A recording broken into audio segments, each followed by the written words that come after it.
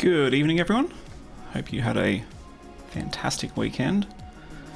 We're back. We're streaming again. Third time in about 4 or 5 days. I'm speed running the burnout challenge. Let's see how much longer we can keep it up for. But I'm enjoying this, and I hope you are too. Good to have you joining us. For those who are joining us live, for those on YouTube, hello to you too. And I'm actually kind of curious, for the people who are live in chat right now, I know there's only a couple of you right now, but I'm curious, like, I tweet about these before I go live, and I also, like, DM a few of you who I know look forward to these. Are you guys getting, or guys and girls getting, like, emails from Twitch as well when I hit the go live button? Because I try and go live, like, 10 minutes before to hopefully give the notifications time to work. But anyway, I'm thinking about how I can perhaps better announce that I'm going live. I don't really want to create a Discord just to have that go on.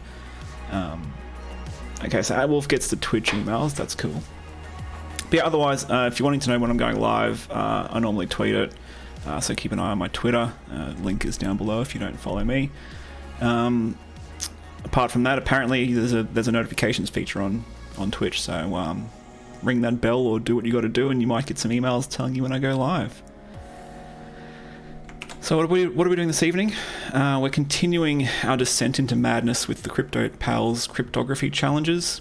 So this is like the third part now, but I don't know whether to call it part 1.75 or 2. Just depends on how far we get this evening. We're still stuck at the first. Is it the first? No, the first 4 challenges, maybe 5, 4. I think it's 4. Yeah. And I'm getting a bit bogged down. And look, if by the end of today I'm still not happy with the code we've got for these first 4, I promise I'll move on. We're not going to be staring at the English scoring function for much longer.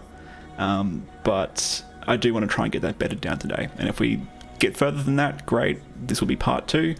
Otherwise, it will just be part 1.75 of me wallowing in the challenge I've set myself to try and perfect the code. But yep, after today, we're done. So what I thought I'd do today, I've been thinking about this the last couple of days. I want to kind of rework 3 and 4 a little bit. And I've got some ideas on how we can do that. First thing we're going to do is hopefully not touch that scoring function again. It is what it is. We'll kind of leave it alone. It doesn't seem perfect, but it also seems like kind of a hard problem with such small ciphertext and small plain texts to get a reliable is English score, or at least I'm finding it tricky. But I'm going to rework both these 2 challenges to, instead of returning the best guess, I think what I'm actually going to do is have them return all the possible results it could be, sorted by the score. So that way the caller of the solve function can be like, give me the top 5, give me the top 10, give me the top 1. If it really wants the top 1, it can take the top 1 and cross its fingers. With the idea being that I kind of wanted my code to work in what I imagined to be like a crypto processing pipeline, where it was like, yep, I'm going to hook you up with the correct answer, so you can then kind of put that in like a stream of widgets that takes incoming messages, decrypts them, and does something. But it's gotten to the point where I don't think I can get that reliable. So we'll return all the possible outputs sorted by likelihood of them being correct. And then it's kind of up to the caller to present that to an analyst and say, hey, analyst, here are the things it could be sorted by likelihood. You work out what the plain text was. That shouldn't be too difficult to do. Famous last words. But once that's done, I'm going to call this challenge done. So let's start off with challenge 3. Challenge 3, we're given this ciphertext, which is known to be it's been XORed against a single character. We have to find the key to decrypt the message. And I haven't hooked up my virtual environment. Let me do that now. Not what I wanted. Yes, that's what I want. Let that index.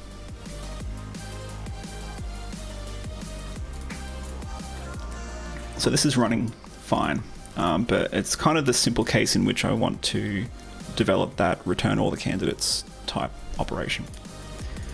So for challenge 3, we wrote break single XOR cipher EN. First thing I've been thinking of the last few days is taking this function and generalizing it. So rather than it being a function that sorts based on the Englishness of the candidate plaintexts, what if we allowed the caller to parameterize this with a function being the scoring function? And that way this function's API can be, it's adaptable. Then if someone was to write a function that scores French, then the caller of this function can override the scoring function with the scoring function that scores French, and off it goes. So to do that, we'll add a new parameter, scoring function.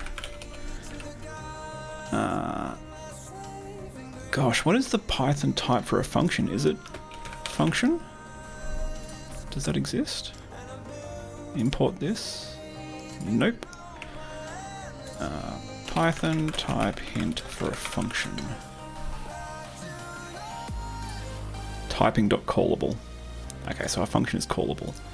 So this parameter is going to be of type callable. And we'll pull that in from typing. By default, it will be score English text by frequency.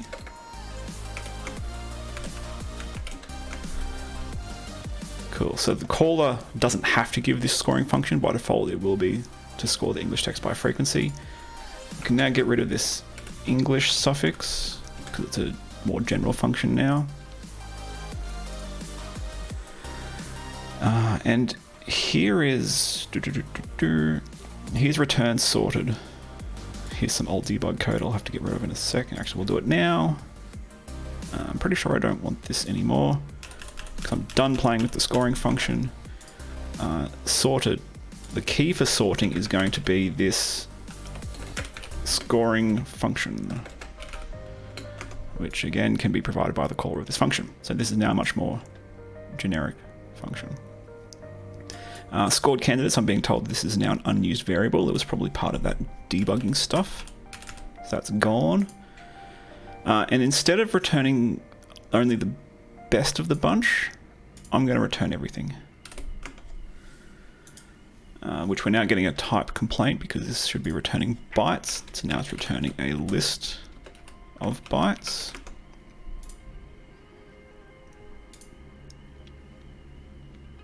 And this test will now fail. It needs to just grab the last thing from what is being returned. Cool. So if we run our tests,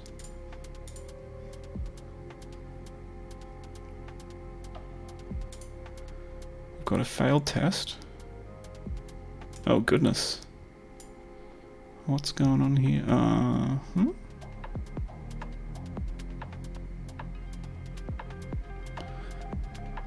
This test is fine. Okay, so this test is passing, so I'm happy with that for now. We'll come back to this function later.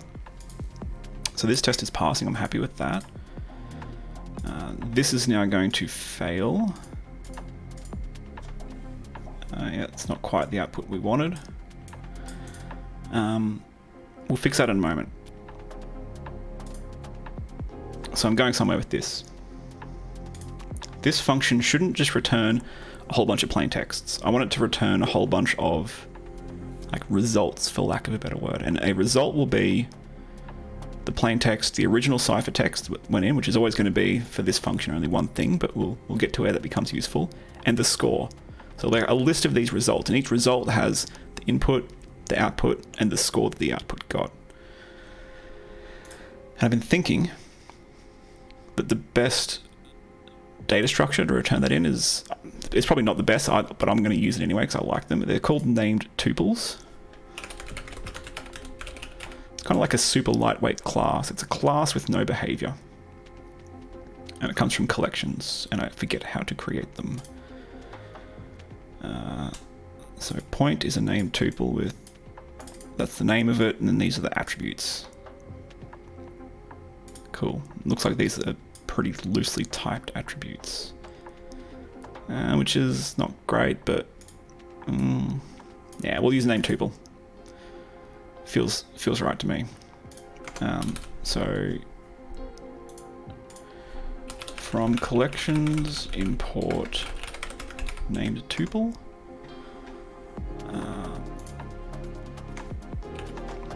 So I'm going to call it a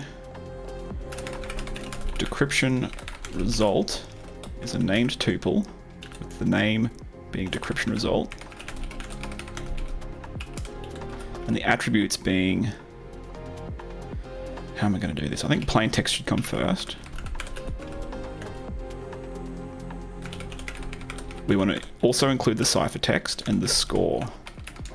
How about we call it a scored decryption result?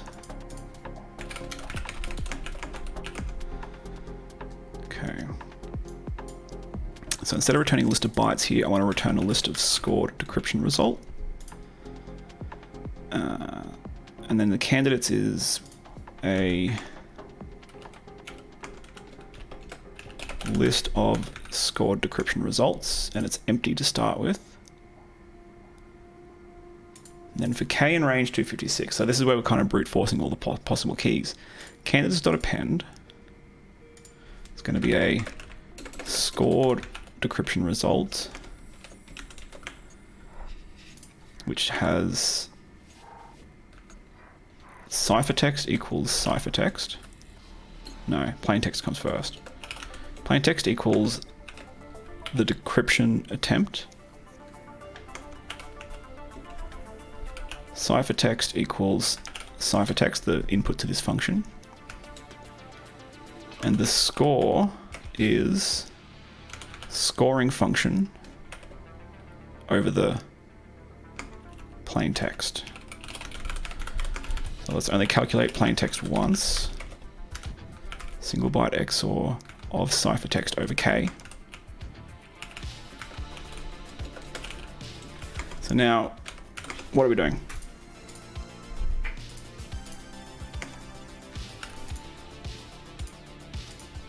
Why do I have angry red stuff? Okay, that looks good. So when we're breaking a single XOR cipher, we initialize our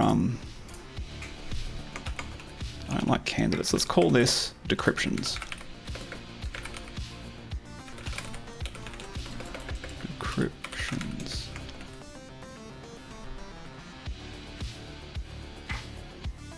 Yeah, it's spelled correctly enough.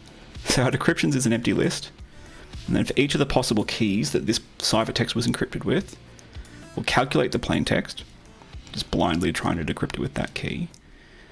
And we'll append to our decryptions one of these scored decryption result named tuples, with the plain text being plain text, the ciphertext being the original input, and the score being the execution of this scoring function over the plain text that popped out. So now we're returning decryptions, and the key is not scoring function anymore. The key is going to be lambda x dot score. All right, so we want to sort our results or our possible decryptions. We want to sort them by this score that we've been saving as we go through it all. So now this doc test, which is actually super ugly. Let's clean that up. Let's steal this.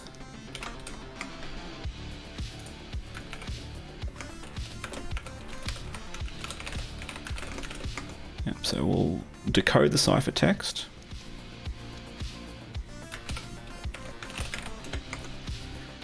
And then we'll break it, and we want to return the last item, because we know that the scoring function just works against this input.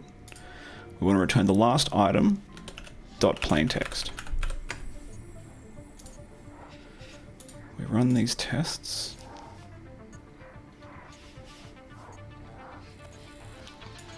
And this one didn't fail. Cool, so that test works. We've just got to fix this up now. So we've got our ciphertext is that. Our decryptions is breaking single XOR cipher over the ciphertext. And then we want to print the last one. We want to print its plain text.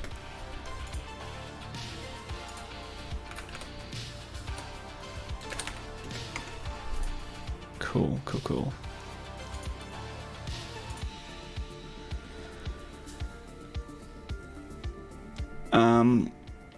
Detox Mango, do I always update my computer as soon as an update comes out? If you're looking at my PyCharm being an old version of PyCharm and calling me out, that's fair. I am running a very old PyCharm. Which is funny because the release of this version of PyCharm fixes a bug I reported to them. So I'm very aware that PyCharm and IDEs have vulnerabilities. Essentially, I run my IDEs in isolated containers. And I have not rebuilt my JetBrains PyCharm container image for a while.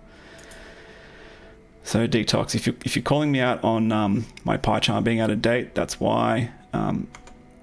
Everything else on the machine should be pretty well up to date. I don't necessarily update as soon as updates come out, but on a very regular cadence I update. At Wolf, would using a data class be more useful? I think it would be overkill. Like, it would be good for like the strong typing or the stronger typing that a data class can give you, but we don't need any behaviors to be attached to it, so we don't need methods.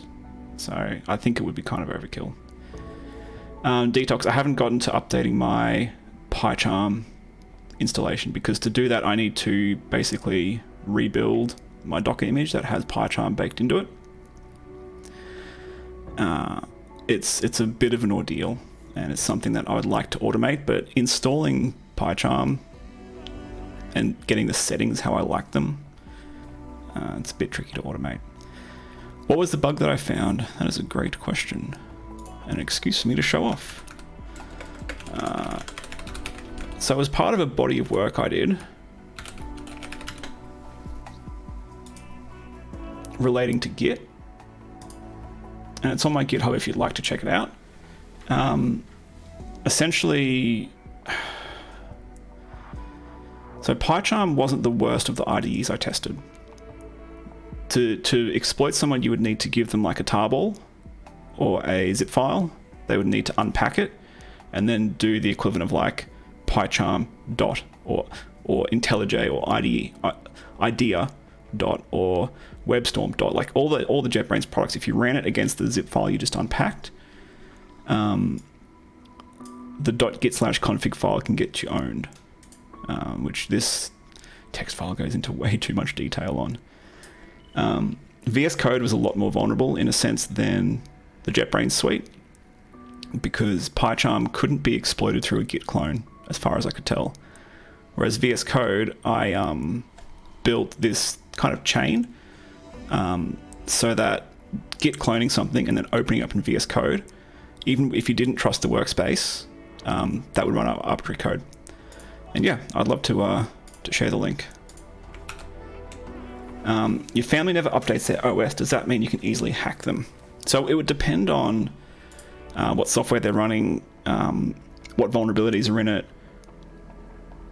whether you can get your hands on an exploit or build an exploit for one of those vulnerabilities and then deliver it to them and achieve any kind of user interaction requirements. So it's not so simple as you can just hack them. There's kind of work that goes into it. Some vulnerabilities have exploits that are like very public, very high impact, very low user interaction. And yeah, you can totally point those at them and probably get somewhere. But a lot of vulnerabilities are kind of a bit more quirky and curly than that, and it's not as trivial as have exploit will hack, right?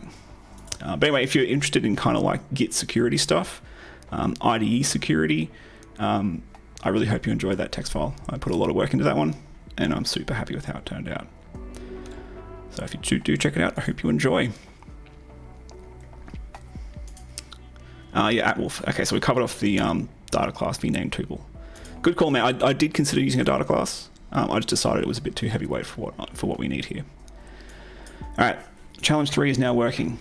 Challenge 4.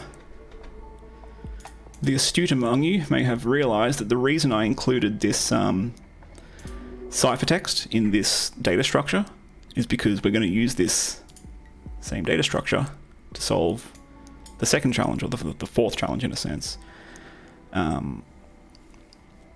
And that means that we can basically just like return, like we were going to do last stream,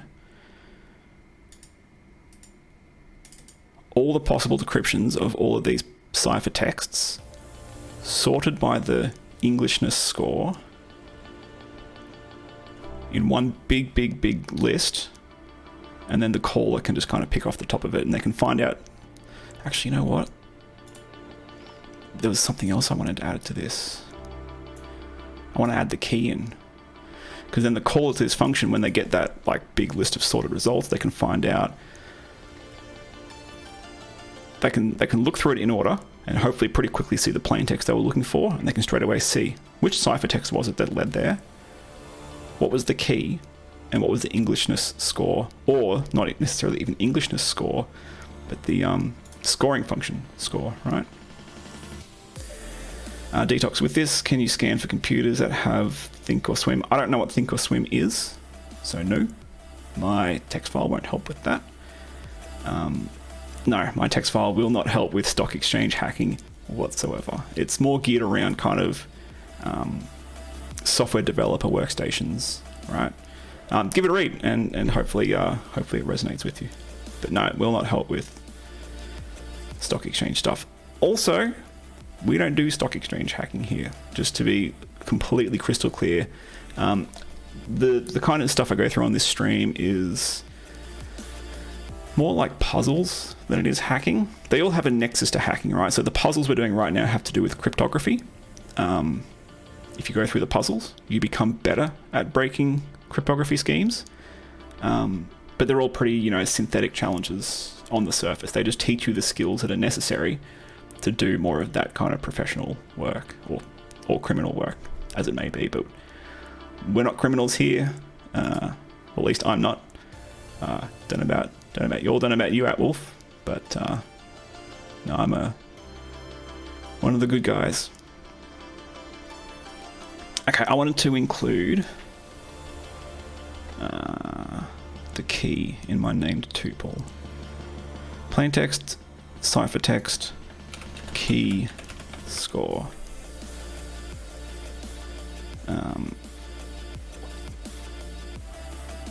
So when we build this stored decryption result, plaintext, ciphertext, key equals k. Good.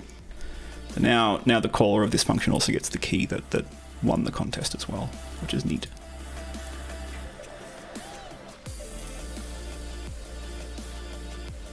So now, Barney, the Year 9 maths is taking days. I know, right? It's like that TV show, Are You Smarter Than a Ninth Grader? No, I am not. I think I might throw this function away and basically extend this function here. So instead of taking a ciphertext, it takes ciphertexts. And challenge 3, we'll just call it with one ciphertext. Challenge 4, we'll call it with multiple ciphertexts. And this function can work with both challenges. I think it's going to be cleaner and more useful. Let's update the documentation first. Use character frequency analysis to brute force single byte XOR ciphertexts. Yeah, ciphertexts. Return scored decryption results sorted according to the scoring function. That'll do. I'm not a very good documentation writer, but it's honest work. So instead of ciphertext, let's change this to ciphertexts. Instead of bytes, it will be list bytes. So we want to wrap this loop with another loop for ciphertext in ciphertexts.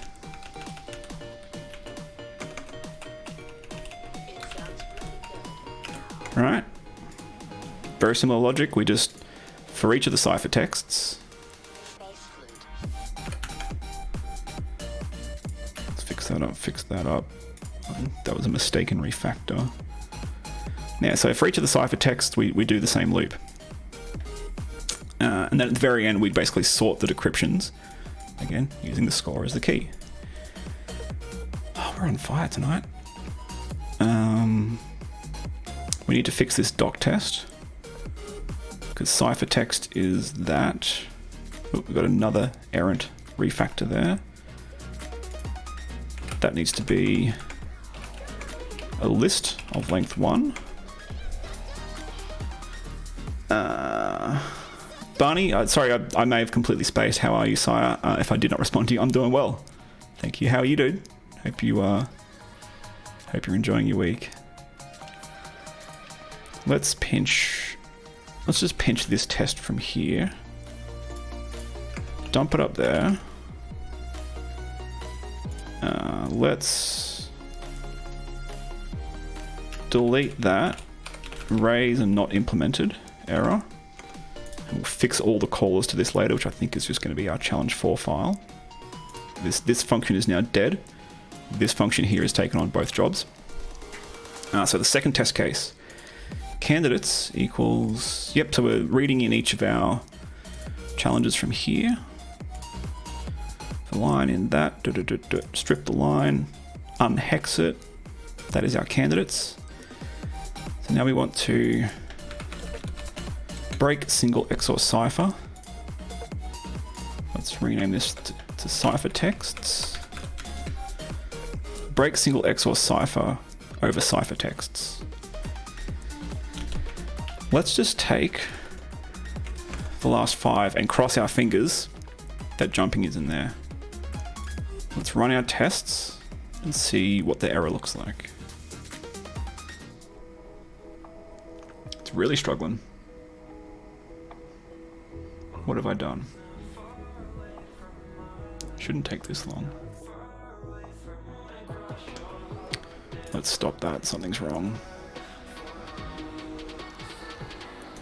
That is really ugly. Hold on.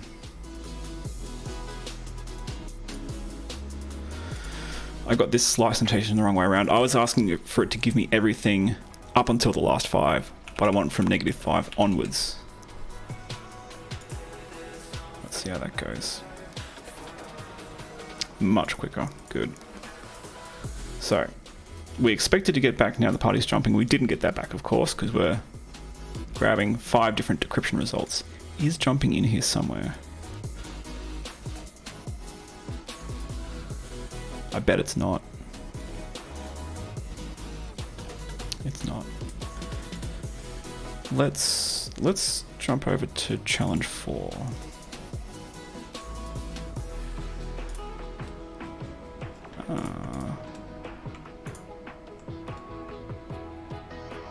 Yep, so this is the only caller of our now dead function.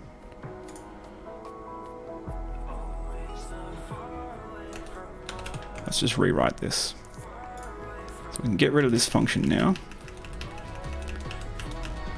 It's gone.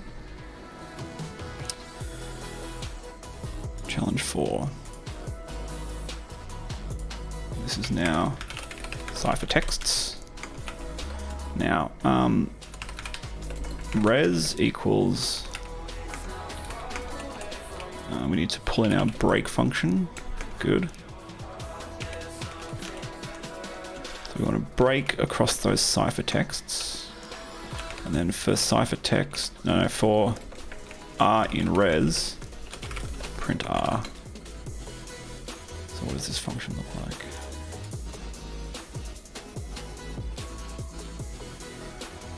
Okay, so there's our jumping. What are we? 1, 2, 3, 4, 5, 6, 7. It's in the top 8. Which I think we just need to start being a bit kinder to ourselves and accepting. It thinks that these look more English-like than that one. But if I have to work with chi-squared one more time, I'm going to scream. So at least it's in the top 10, right? So we'll print top n results, with n being 10, and for R in -1 times n onwards, print it. Results, and then this R can be result. If we run this, actually I'm thinking. Right now our scoring function is giving bigger numbers for better scores, but our list is in ascending order, which means the list starts with the worst and ends with the best. Let's flip that around.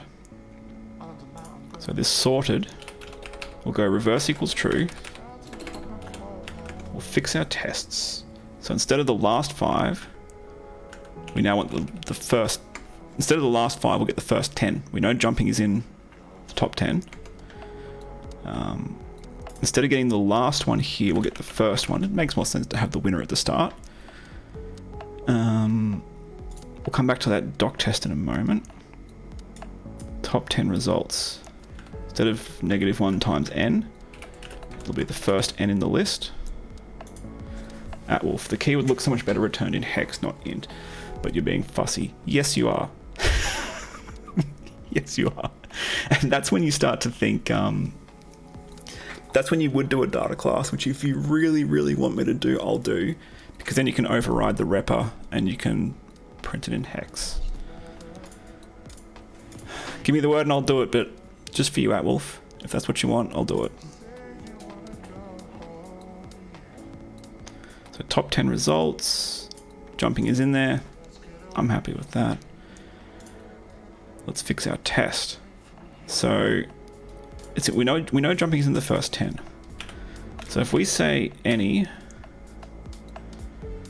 x dot plain text, let's say jumping in x dot plain text for x in the results, we expect to get back true. So this test is basically doing the hard work, grabbing the first 10 possible results, and ensuring that... Why is that X angry at me? Unresolved reference. Colon bullshit on that. Checking to see that jumping appears in at least one of the first 10 plain texts we got back. We run our tests. All the tests passed. Brilliant. And I'm happy with the output of challenge 4. @wolf, you want that key in hex? We probably should tidy up that score as well. That score looks really ugly. Let's do it. Let's do it. Okay. So instead of scored decryption result being a named tuple, I want to do class scored decryption result. How do you do data class? It's a decorator, isn't it? Yeah, at data class. Yoink.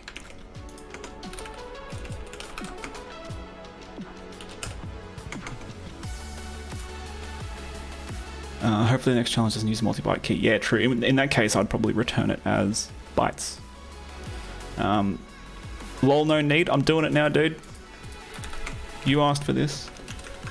This is now a data class. It's got a plain text. See, the nice thing is now we can actually have typing as well. Plain text is bytes. Cipher text is bytes. Key, can't type. Key is int. Score is int. Delete that, delete that. This should still just work, right? I mean, we haven't overridden that repr yet to give us that pretty printing. Tests, do the tests pass? Those are not my tests.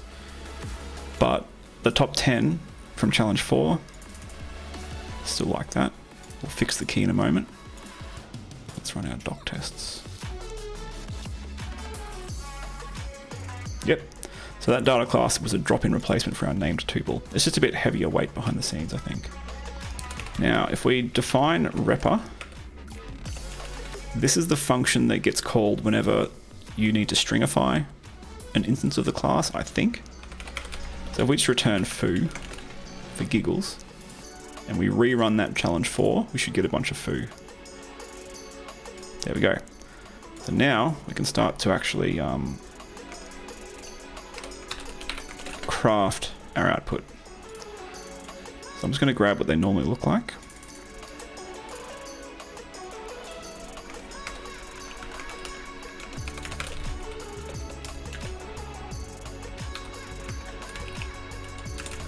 Okay, so plain text equals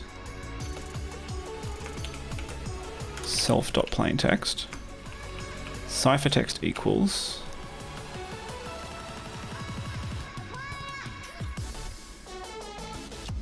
I'm just going to, yeah, I'll turn on wrapping.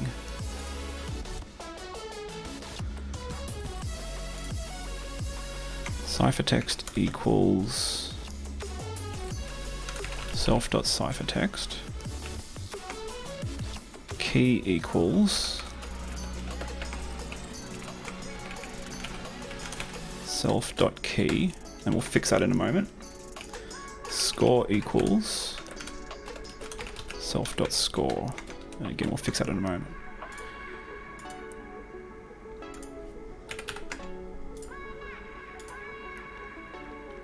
Okay, I think this is now basically, again, we're not really doing anything useful here. We're re-implementing repr to be exactly what it used to be, I think. Rerun. Plain text, yep, ciphertext. Yes, this is all looking pretty similar. But our key and our score, we want to prettify those.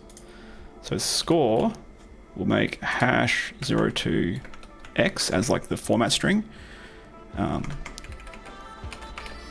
Hash means put 0x in front of it. 02 means 0 pad it, make it 2 characters long at least. X means hexadecimally. So that should take care of our key pretty printing. For score, let's do 0.2d, which should truncate the decimal places to just 2 decimal places, I think. And my mouse is being a jerk. Stop it. Good. Let's rerun that. And we get an error. Because this is not a integer, it's actually a float. Right? What does our scoring function return? Int. Lol. It's a lie. It returns floats.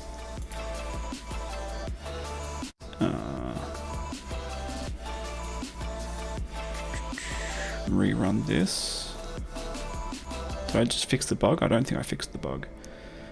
Yeah, this D needs to be an F for flute.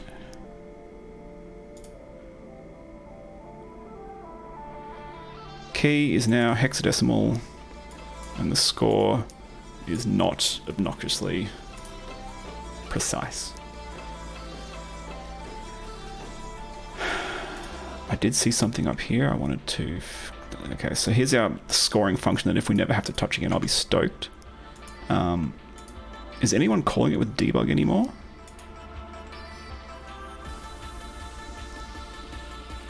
Yes, but it's our play file. This play file... Where's my play file? Get in the bin. Don't want you around anymore. Okay, so no one's calling debug anymore. So let's tidy this up. You're gone.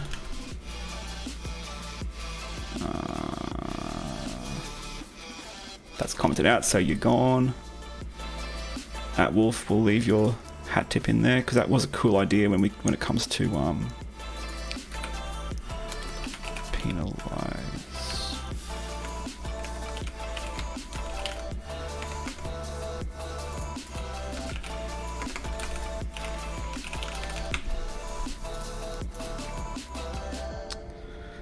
This most looks good. We've got some debug nonsense here.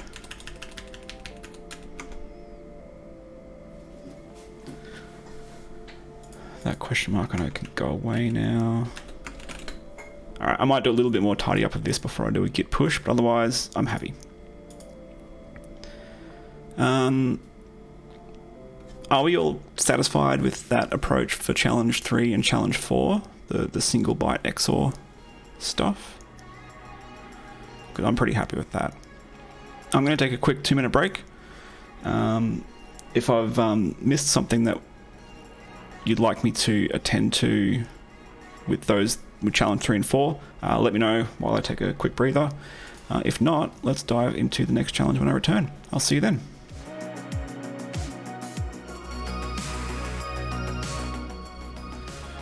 Alrighty, we are back. And I'm going to take the silence in chat to mean that there's no concerns. We can move on. I mean, before we move on, is there anything that you may have missed or want me to... I know I kind of blasted through a lot of that maintenance today.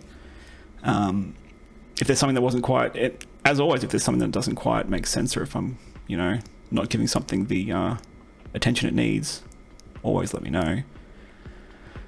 But otherwise, it seems like we can finally move on. And this can actually be part 2. Part 2? Part 3? Whatever the next round number is, we're calling it. Jay Cologne, great to have you here. What challenges am I working on? So I'm doing the Cryptopals cryptography series. I was going to say we smashed through these in prior episodes, but we struggled through them. We're now on to implementing and then breaking repeating key XOR encryption, which I know is going to be a bunch of fun. Yeah, Cryptopals, it's a great series. All right. Set 1, challenge 5, repeating key XOR. Here is the opening stanza of an important work of the English language. Encrypt it under the key ICE using repeating key XOR. So you sequentially apply each byte of the key to the plain text. So the I gets XORed against the B, the C against the U, the E against the R,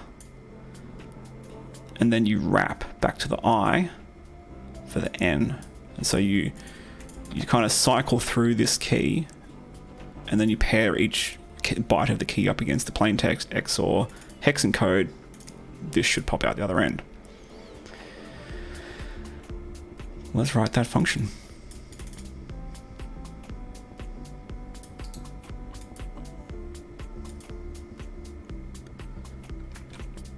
Repeating key XOR. So new Python file, C5, repeating key XOR.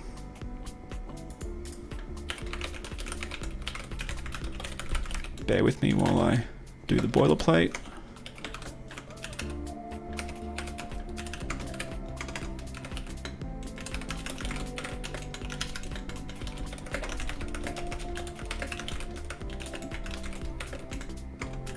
Not at all what I wanted. Cool.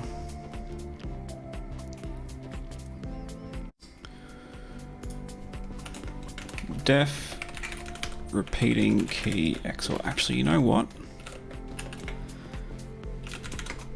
We've already got a function very similar to this.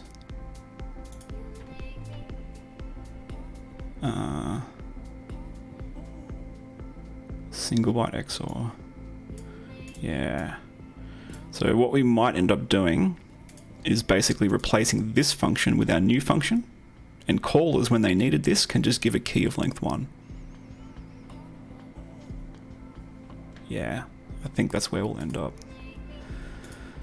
Okay, so repeating key XOR, what does it take? It takes plain text, which is bytes, and key, which is also bytes.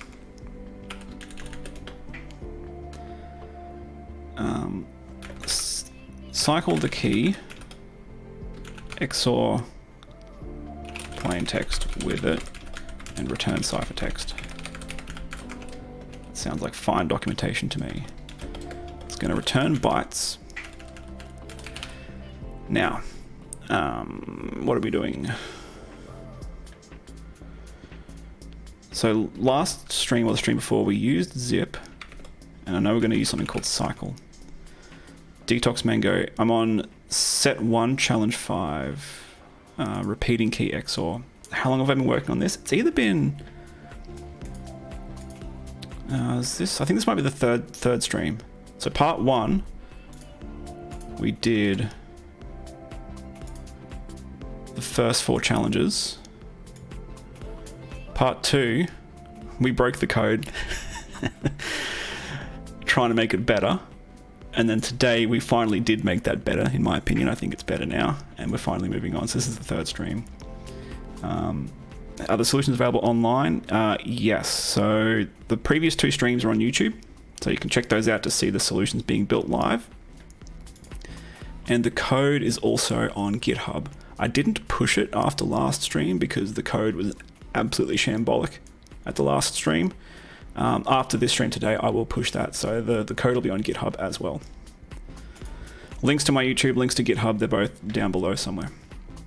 And same for you folks who are watching on YouTube, they're both down below somewhere. Repeating key XOR. I think cycle is in something called itertools. From itertools, import cycle, yeah. In fact, we can probably steal. Yeah, we can kind of steal this.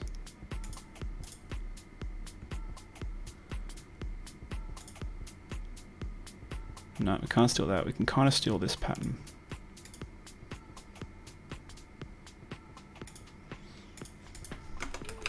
Res is empty list.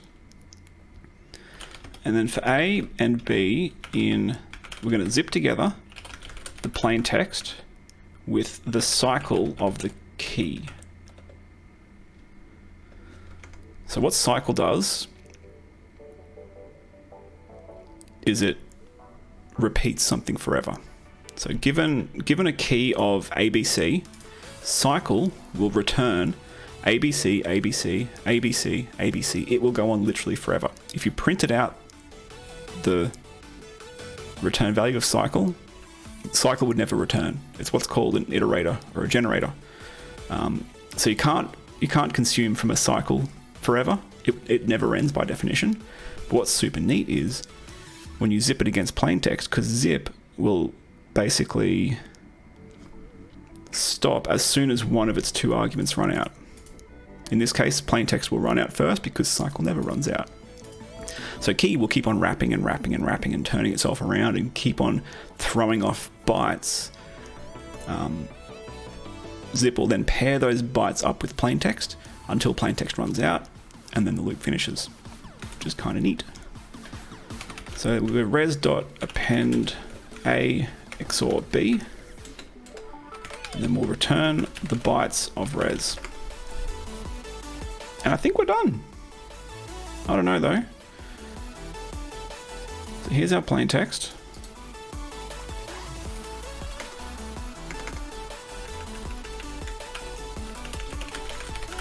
Plain text is, it's got to be binary. It's got to be bytes. Now the challenge kind of gave it to us with a bit of a weird new line in the middle. Do we think that new line is intentional? I think it is. So quick and nimble, and then a new line.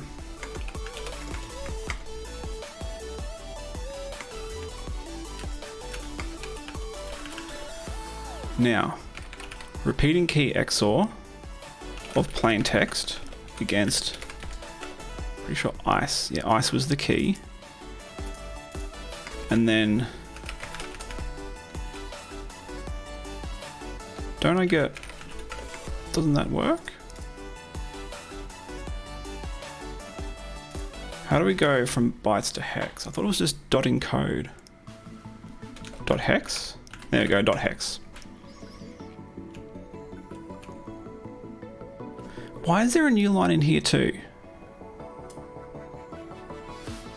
Is that XOR'd against ice that, and that XOR'd against ice that?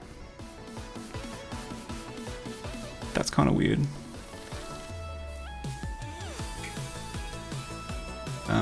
Jake alone, sitting in a hotel room with Merc. Oh, Merc, that takes me back.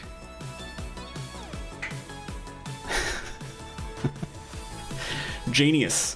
What's weird is that's actually like the combination for my luggage too. Where's my...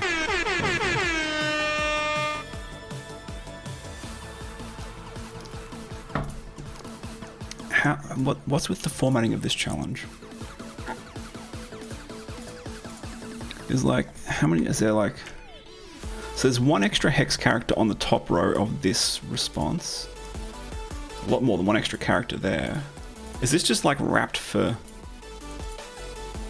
like viewing niceness? What if we just run this doc test and let's see what we get? These doc tests are starting to get slow.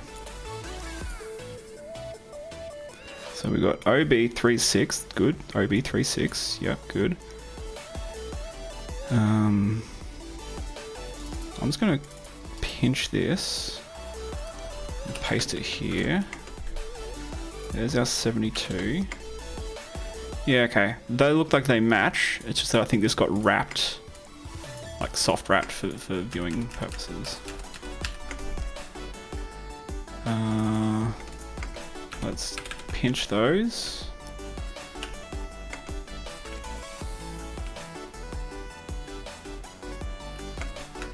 Yeah. So while this function is returning bytes, because we're doing a dot hex, we get back text. That makes sense. Run the tests. Cool. Apparently all the challenges were that easy, hey? Oh, we've got to implement, we've actually got to use this now,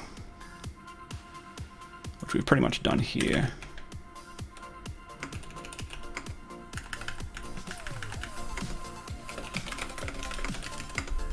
Now if we run challenge5.py, yeah, we get a hex noise out. I'm happy with that. Now we can move this function to our utilities.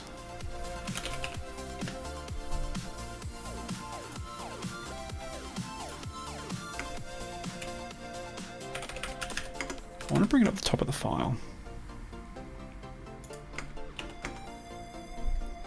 Because single byte XOR is really just a special case of repeating key XOR. Like, I'm kind of ready to delete this function and just have all the callers use this instead, giving it a key of length 1.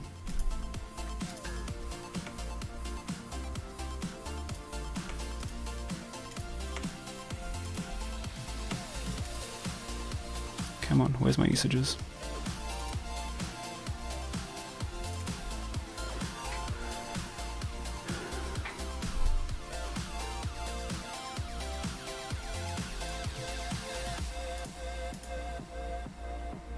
The only problem is the only place we're calling it, it's being given integer. Being given an integer. Which is fine, like we could just do like, nope, not that. Bytes over k. Which we're getting yelled at right here because that's the wrong type for this function. But if we change it to, what did I call it? Repeating key XOR. Like, I mean, that's not that unfriendly to be using. It means we can delete one of our functions. Do our tests still pass? Clone, the 3 greater than test cases, that's exactly what they are. Yeah, so like these 3 usages down here, they will get deleted when we delete the actual function. That's exactly right, they're the doc string. Yeah, so I'm using doc tests for testing. My mouse is being super jacked up. If we run our test cases, we're good. We can now delete this function. It's only being used in its own test cases. You're done. Detox, do you think hacking is a use it or lose it kind of thing? Like mental maths? It's a good question. it's an industry that moves relatively quickly. So if you're not keeping up with the latest kind of happenings and the state of the art, then it's not that you've lost it, but you're not keeping up. You're going a little bit stale, right? So there's perhaps a little bit of that, but I don't know that you lose it. I'd say in a lot of ways it's more like riding a bike. If you were like a Fortran programmer back in the 70s or 80s or whenever it was that Fortran was around, right? I don't think these days you'd necessarily have lost it. Like, it might take you a day or two to kind of page everything back into your working memory, but it's one of those things I think you could pick up again quite easily. I'd say it's more about you as an industry. It's relatively fast moving, and so kind of keeping up with current techniques is quite important. So I'd say it's more that than losing it.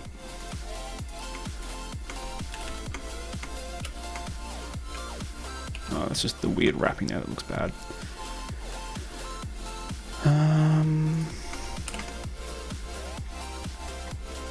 I'm pretty happy. Oh, unused import. Let's move on to the next challenge, which I know is going to be tough. Repeating key XOR breaking. There's a file here. That's what it looks like.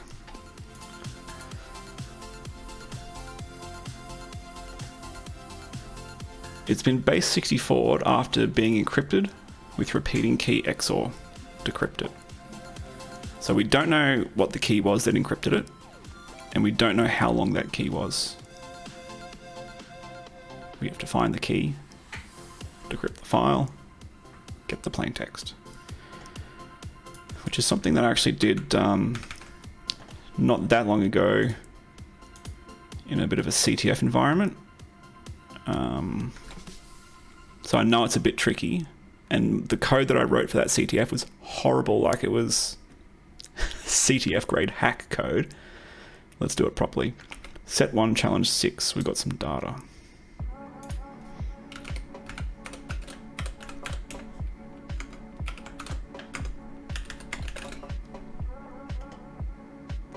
Close all these. Break repeating key XOR. Let's create a new Python file.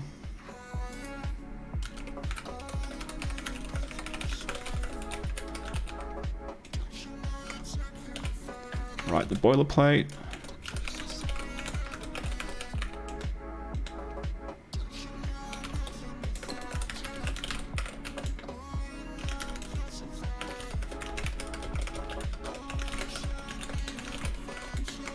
Cool.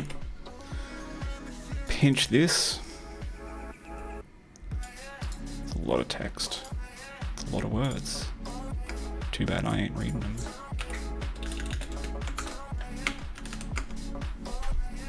Serializing me. Hey, are we breaking assumptions today? Serializing. Which assumptions did we make that we should have broken? I know there's something there. I just can't remember what you're referring to. Great to have you here, my friend. We are up to... What have you missed? Quick recap. We tidied up our code for the first 4 challenges. We're finally done with it. We're not touching it anymore. It's done. Done enough.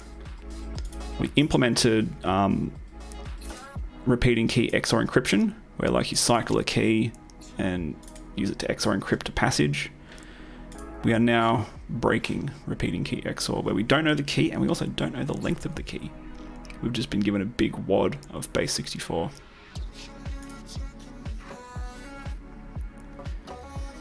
Breaking the assumption that XOR is encryption safe, whatever you throw at it. Aha! We will break that assumption after this challenge. Because this is one of those ones where you're like, if you think about it for a second, you know that this is base 64 encoded noise, and the noise is plain text XOR'd with a key where you don't know how long it is and you don't know its contents. Like, you'd think to yourself, that seems pretty reasonable. Turns out it's not anywhere near reasonable. It's horrible. So it's one of those, assumptions breaking moments where you're just like, oh damn, I got some code to go fix, right? So what are we doing? With open, let's open our file, data/challenge 6. Ciphertext equals f.read. Let's pull in base 64. Does Python's base 64, because you'll notice that this is wrapped. I wonder if Python's base 64 is okay with those new lines in the middle. Base 64.b64. It's in there somewhere. Decode.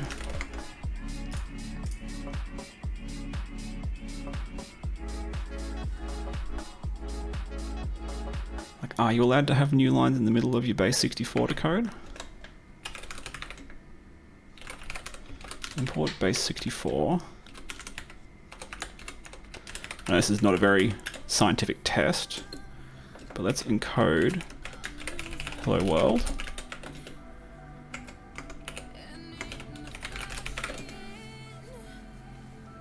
Now base 64.b64 decode over that. Thanks, I hate it. Over that. Good. If we go and I don't know that I have to single quote these, but I always do double quotes when I've got control characters, because probably a holdover from the bash days. If I just drop a new line in the middle. Okay. Very unscientific test, but base 64 decode seems to tolerate new lines in the middle. So I'm going to leave in there and hope that that's not a bad assumption to be making. So we've got to encode that and we get back bytes, which is fine. Print ciphertext. Oops, not what I wanted. Good to see that the tests still pass. Yeah, so this is our ciphertext here. Big wad of noise.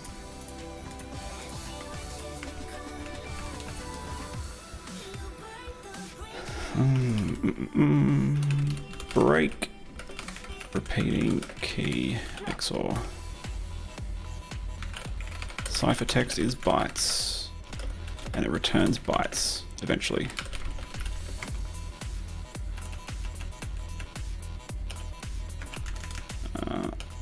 Let's go res equals break repeating key XOR over the ciphertext, and then print the res. Now you just got to draw the rest of the duck.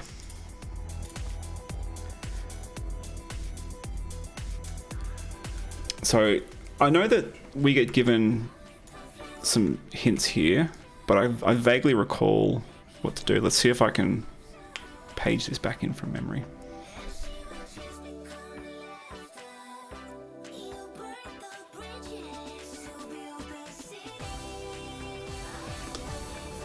I think the first thing to do is chunk it in increasing chunk sizes. And then you do tricks to kind of like compare all the chunks among themselves. Because as soon as you start chunking it at the key length,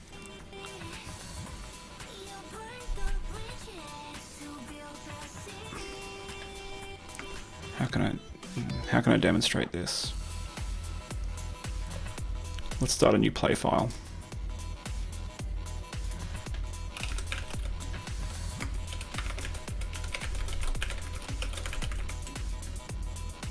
From util import repeating key XOR.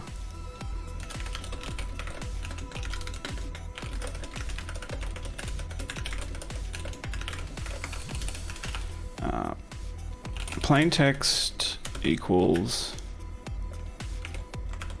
the lazy dog. How's that line go? Jumps. Quick brown fox jumps. That's the one. A sentence with at least some substance to it. This my mouse gets so funky in this VM.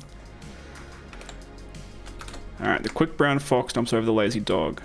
We've got to encode it because all of our functions are working with bytes. key. Let's go food.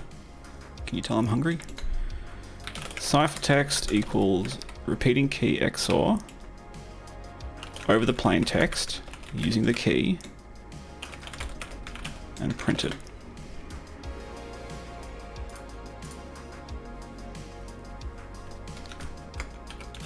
Why did I think that this would be like evident just by looking at it? Goodness gracious. So the idea of no, let's not do that. Let's print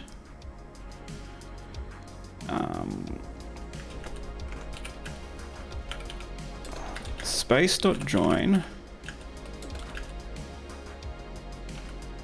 O2x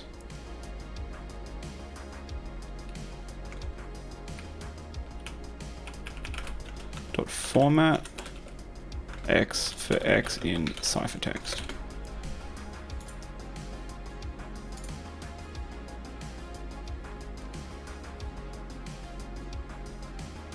Empty expressions allowed. What am I doing wrong here?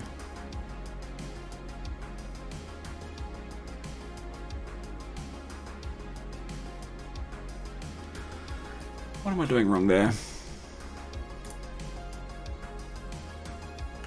Do I not need the colon? Whack O2x. I don't think that's what I want.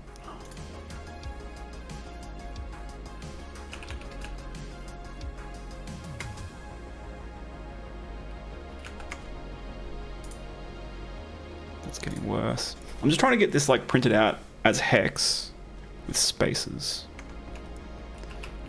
Pwn. Do I have pwn? I don't have pwn.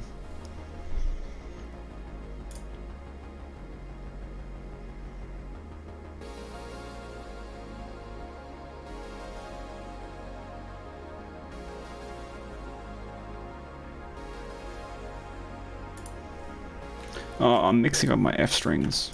Yeah, I didn't need that F string there. Goodness, I just recently exploited something that was doing that as well. Whoops. That's kind of more what I want. Okay. Chunking. If you were to make a guess that the key is of length 1, you would chunk this up into runs of length 1. And then you would kind of compare them all among each other. Yeah, Wolf don't need F in format. That's exactly right. You spotted it. Good job. You get a cookie. If you're guessing it's a key of length 1, you split it up into runs of length 1, and you look among them all, and you look at something called the Hamming distance, which tells you how many bits are changing from one to the next to the next to the next. It's kind of like a measure of entropy. I'm probably using that word wrong, but because the key is not of length 1, you're going to get a lot of changes between each chunk of length 1. Do it again for 2. You split it up into runs of length 2. Because if you think about it, these two got XOR'd against FO, and then these two got XOR'd against OD. FO, OD, FO, OD. So when you're splitting up into runs of length 2, because you're still not aligned with the key length, you're going to have a high amount of entropy among the chunks. Do it again for 3. Do it again for 4. And when you get to 4, because you're then at that point splitting it up into English text that got XOR'd against food, the full key. Same with this one. Same with this one. The entropy kind of goes down, like the Hamming distance between each of the successive chunks dips. And then when you do it again for length 5, it goes back up again, because you're no longer aligned with the key, until you get to the chunks of length 8, which is twice the key length, and they dip again, because you're again looking at things that are 1, 2, 3, 4, 5, 6, 7, 8, comparing it with 1, 2, 3, 4, 5, 6, 7, 8. Those two chunks have the same key mixed in, they're in sync. So again, the Hamming distance dips. And then you kind of look at all these results and you go, okay, what is the lowest number for which the dips were seen at? That's probably our key length. So that's the first trick when it comes to breaking repeating key XOR, as far as I know.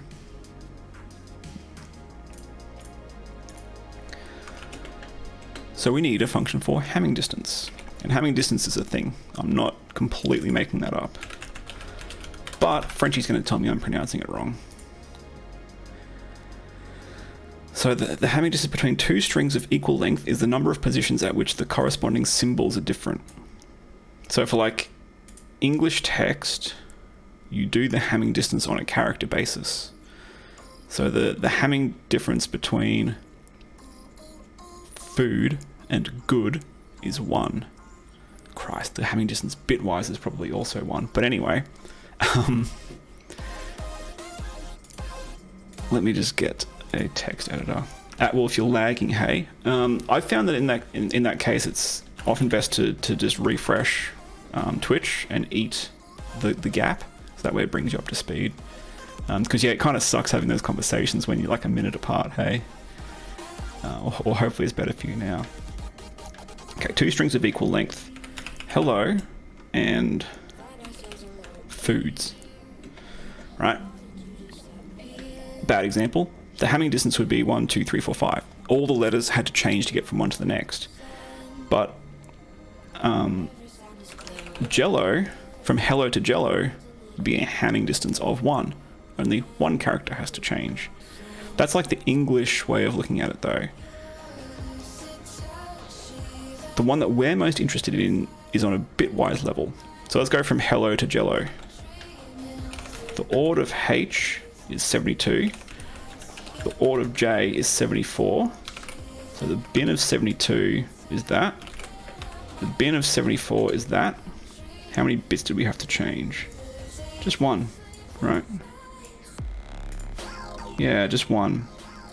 It's the 1 in like the 2's place. But if you look at that, only 1 bit had to change. And to get that, we can just XOR those against each other, right? Bin of 72, XOR, bin of 74. No, we don't want to do that. We want to do bin of 72, XOR 74. Yeah, which shows us the 1 bit that had to change to make them... What was the delta? But 72 XOR 74 is not the Hamming distance. The Hamming distance is the number of bits that make up this value, which is... It's only got 1 bit in it. It's in the 2's place, though, right? Different example. Ord of A versus the ord of Z. 65 and 90. 90 XOR 65 is 27. The bin of that is 1, 2, 3. There's 4 bits turned on in there. Right? If we were to bin of ord of A, yeah, and the bin of ord of Z, if you squinted and looked closely enough, I'm sure you'd find that there are 4 bits different between them. That bit differs. That bit differs. Those 2 bits differ. Yeah. So to get the Hamming distance, you again need to zip the byte strings together, pit the characters off against each other, or the integer representation of the bytes against each other, XOR them against each other, and then count the number of bits turned on in the result of that XOR. Sum that up across the whole range, and we've got the Hamming distance, the bitwise Hamming distance. So let's build that, because that's important for helping us to figure out the length of the XOR key.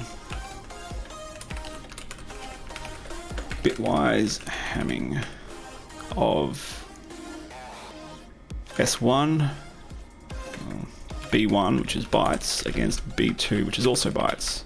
And it returns an integer. It returns the number of bits that had to change. Return the number of bits that must be changed in B1 to get B2. Now you can only really do Hamming distances for, as per Wikipedia, strings of equal length. So assert that the length of B1 equals the length of B2. inputs are of different length. So if this assertion fails, an exception gets raised with this as the help message so that we can realize the way in which we're being silly. So now for A, B in zip, B1 against B2, X equals A XOR B. So the XOR, or the X, is A XOR B. We need to res equals 0. We'll start with 0 being the result we're going to return. And then we want to do res plus equals num of bits turned on in X. So we need to write that ourselves. And then return res. Test cases. Bitwise hamming of hello against Jello. What did we say? It was 1, wasn't it? Hello to Jello. Yeah, there's only 1 bit turned on there. Yep. That should return 1. Given the way ASCII was set up, I'm pretty sure if this was lowercase, you still get 1. The ord of H against the ord of J. Bin of 104 against bin of 106. They're off by a bit because, fun fact, the hamming distance between any lowercase letter and its uppercase letter is 1. The way the ASCII table was drawn up was such that you can basically take a lowercase letter, XOR it with a certain bit position to uppercase it.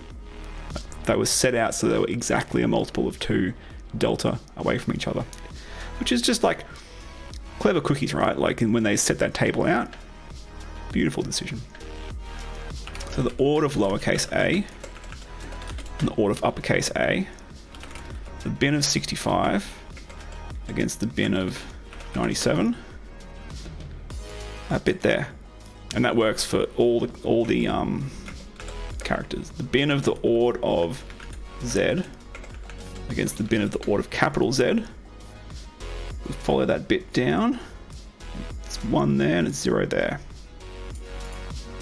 Last fun fact, the ord of, let's say, the number 3 in hexadecimal is OX33. 0 is OX30. So OX30 through OX39, that last number, that last nibble, is the number of ASCII that it's representing. So 30 through OX30 through OX39 in ASCII, that was also cleverly laid out. I just think stuff like that's kind of cute. So hello to Jello should be 1 for both uppercase and lowercase. And we probably should write more test cases, but that'll do for now. How do we count the number of bits turned on in an integer?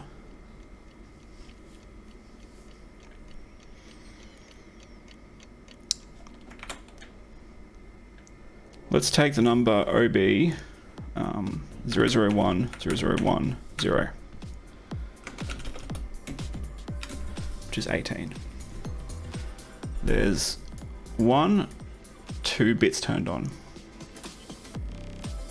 So what I like to do, I like to check what's in that last bit position, right? So if we go A and 1, we get 0 because this bit is turned off. Oh, I can't select with, okay. Nah, I hate this mouse. That bit's turned off, so A with the Boolean operation of 1 gives us that 0. So we know that the lowest bit's not turned on. We can then shift A down by 1.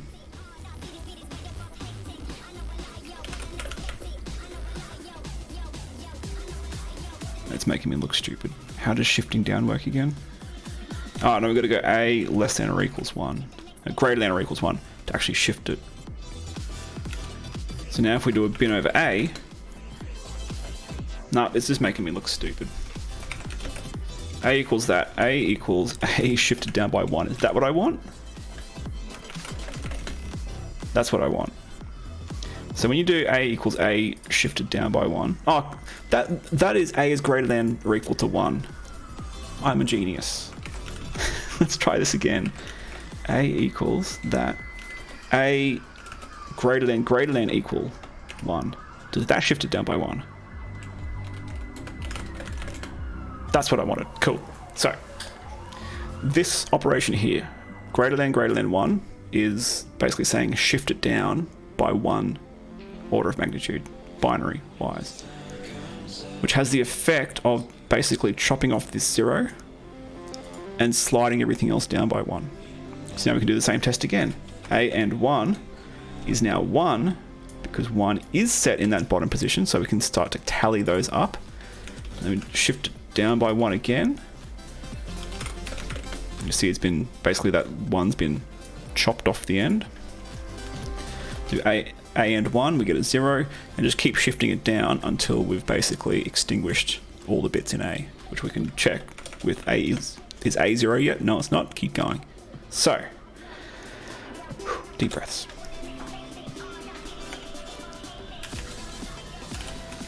While x, so while it still has a non-zero value, res plus equals whether the lowest bit in x is turned on, shift x down by 1. So this loop will keep spinning,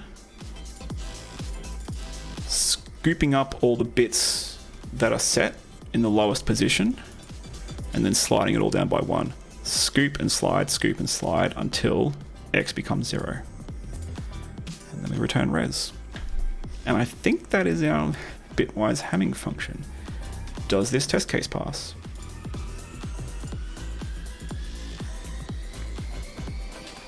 Looks good to me. Don't know if we need to write more test cases, do we? Let's do ord of A compared to ord of J, because I'm still salty about J being such a rare character. Bin of 65 looks like this. Bin of 74 looks like that. How many bits have to change? We've got 1, 2. So the Hamming distance between capital A and capital J is 2, just by my eyeballing of this. So the bitwise Hamming of AA against JJ. Let's stick another A on the end. 5 A's against 4 A's and a J. Each A versus a J should have a Hamming distance of 2. And the A against the A should have a Hamming distance of 0. So this should be 8. Frenchie goes AFK and comes back to me being salty. Yup. I'm not going to get over that. Oh. What just broke? Expected 8 got 12. Wolf, what Python version are you using? I don't know. Whatever Debian has. 392.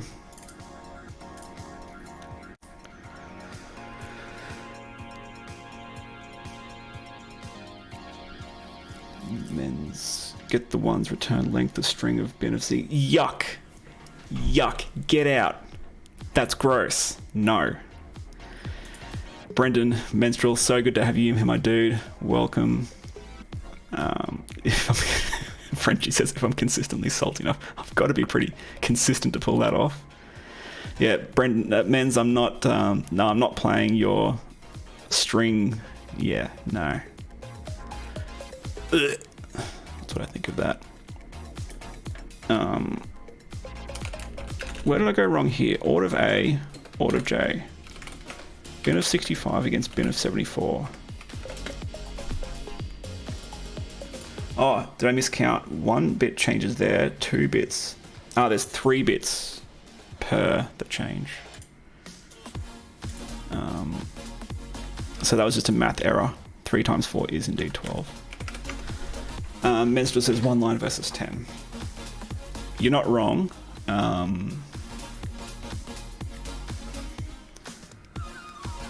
If you really want to go toe-to-toe on this one, I think I don't know if you're trying to be silly or what, but what I think of this solution. It works, right? Let me grab that.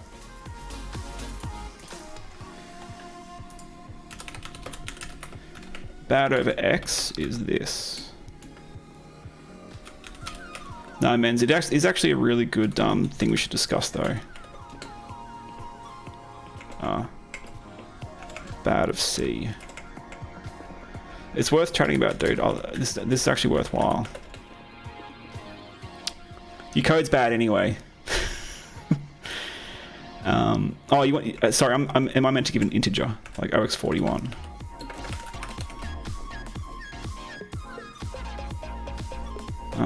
Okay, your code's not even. Deep breaths. Deep breaths. Bad over OX41. Yeah. So look, yeah, your code's not wrong. It's definitely it's returning the correct answer. In my mind, though, I think of calling binary over something like OX41 to give us this is somewhat expensive, and it's like creating a string in memory of length 1, 2, 3, 4, 5, 6, 7, 8, 9. So it's wanting 9 bytes of memory to be written. It's then stringing it unnecessarily when it's already a string, ya muppet. And then it's getting the length of that with the zeros having been replaced with empty strings. So that's another, first of all, it's another string allocation. I'm not having a go at you here, dude. I know you're joking. I just think this is actually interesting. There's another string allocation, and Python's walking through the string like looking for zeros to turn them into nothing. And then I don't know what you're doing there. That's chopping off the first character. That's a lot of like stringifying stuff and reallocating and chops off the B. Yeah. Whereas my Chad function, even though it's longer, it's all math and numbers. First of all, my function works on byte strings, not just single integers. But because it's all numbers, where possible, computers like working with numbers. Like X and 1 is a single CPU operation. Shifting right is also a single CPU operation, right? So XOR is a single CPU operation. Like this is built up of primitives, like CPU-oriented primitives. Very long way of saying mine's faster, or at least it should be. If we benchmarked them, yours might be far. I doubt it would, but all right. Thanks for the Nerds Night, Brendan, or Menstrual. Sorry for using your real name. It's my bad. Thanks for the Nerds Night. That was worth chatting about. So we've got a bitwise Hamming function written. I'm going to take a quick 5-minute breather. Grab yourself a cup of tea, paddle pop, glass of water, stretch the legs, and I'll see you on the other side.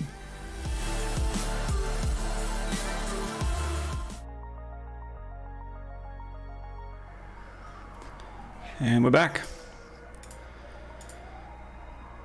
So, what have we done? We've got our Hamming length function, and we now want to use it to establish the likely length of the key for ciphertexts that have been repeating key XOR'd against a key we don't know the length of.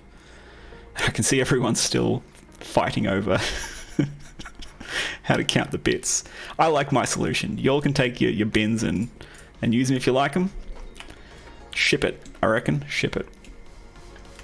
Okay, so let's write a function to guess repeating XOR key length, which takes the ciphertext of bytes and returns an integer.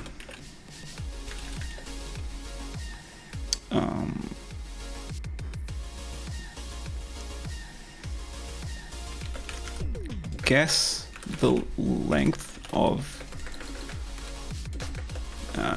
given a ciphertext which is the result of applying repeating XOR,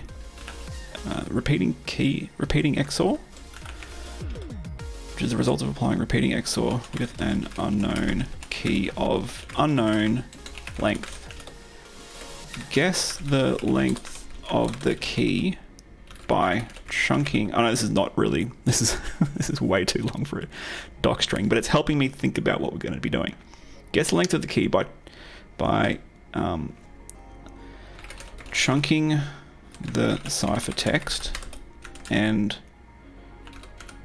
observing inter-chunk Hamming distances for chunks of all possible lengths, all possible key lengths, all possible lengths. Okay.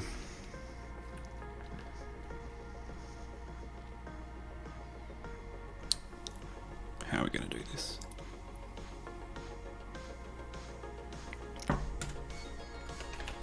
Tell you what, I'm inclined first of all to assume that the key is no longer than half the length of the ciphertext.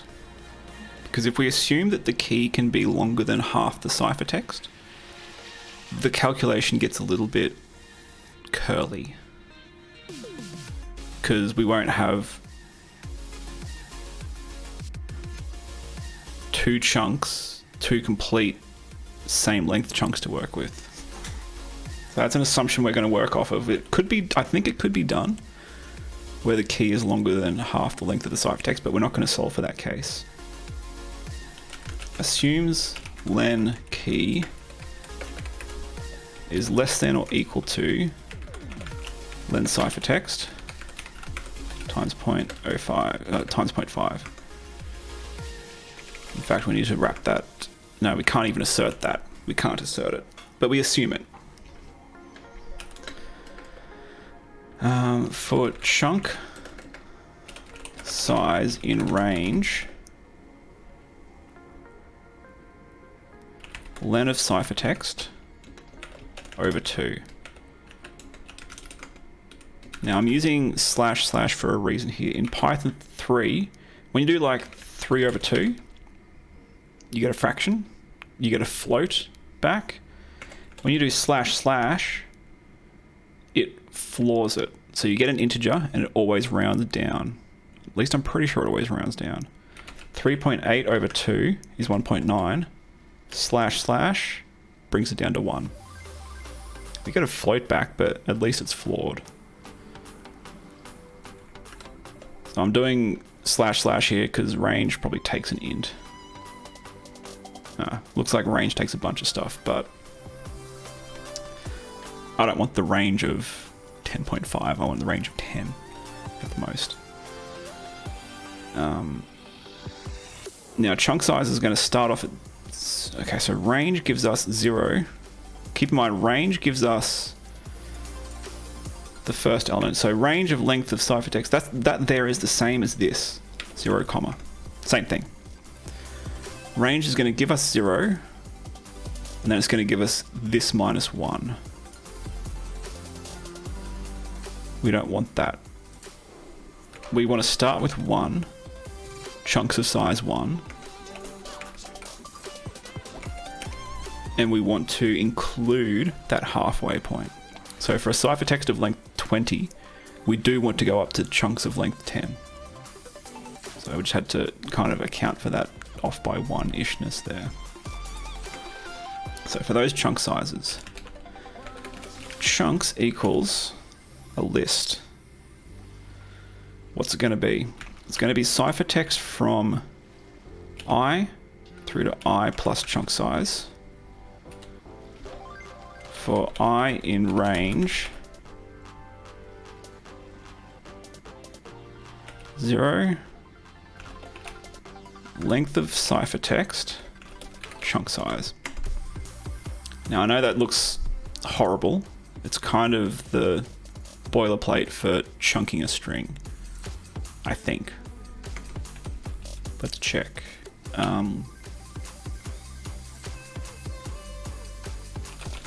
Print chunks. Let's print chunk size and chunks. Now, oops.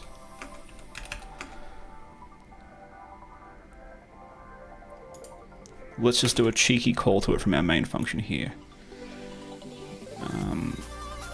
So we're going to guess the repeating XOR key length of the ciphertext A, B, C, D, E, F, G, H.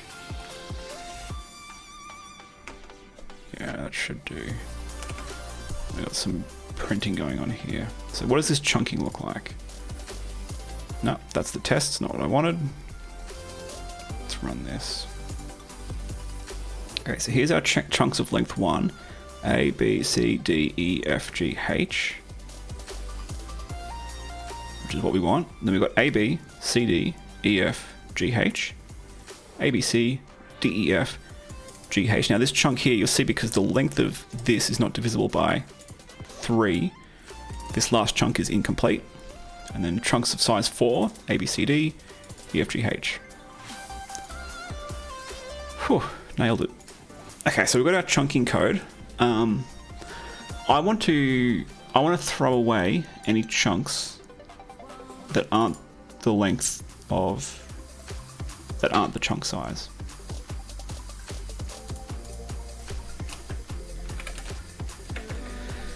The only case in which the chunk won't be the chunk size is in the case of the last chunk. So if chunks -1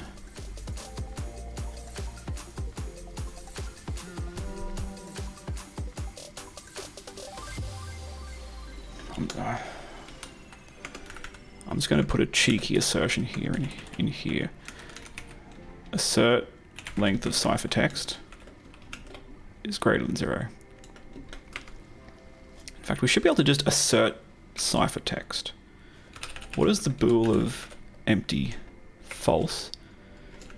The bool of a null is true. Okay. So we just need to assert ciphertext.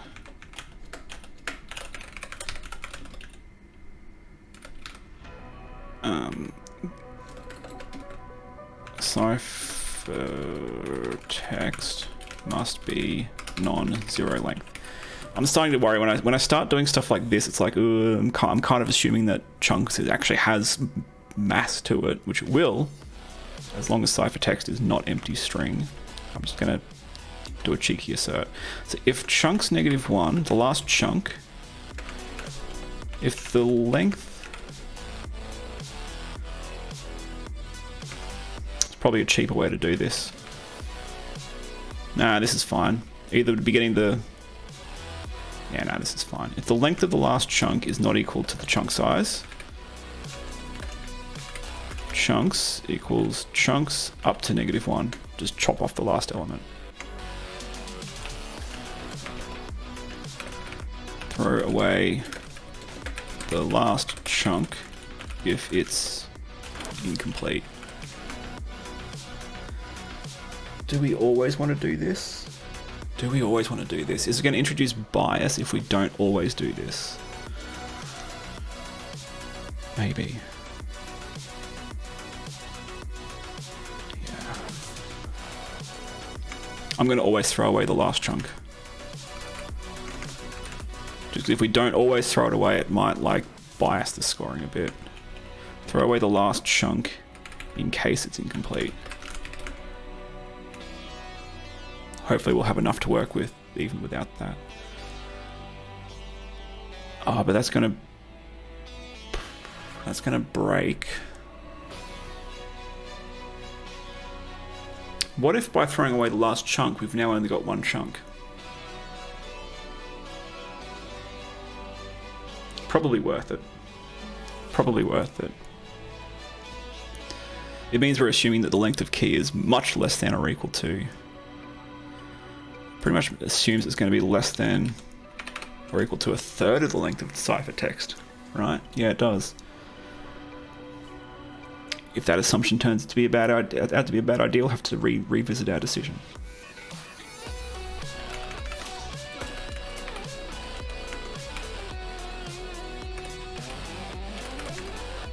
We may have to revisit that decision. We'll see. Okay, we've got our chunking code. I'm throwing away the last one just in case it's incomplete. Now it comes time to apply the having distance.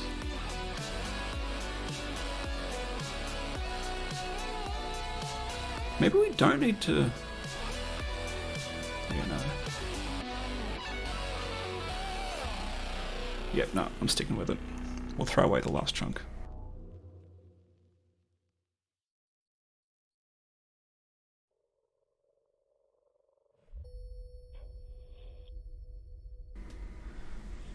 Let's write a test case. Where's my lazy dog?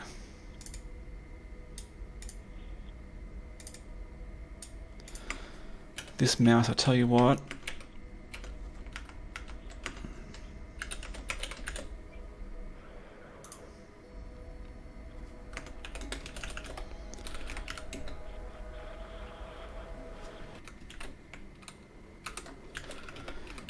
Given a key of food, we expect to get back 4. And for foods, we want to get back 5. And for foodie, which I don't know if that's how you spell foodie, but whatever, we should get back a value of 6.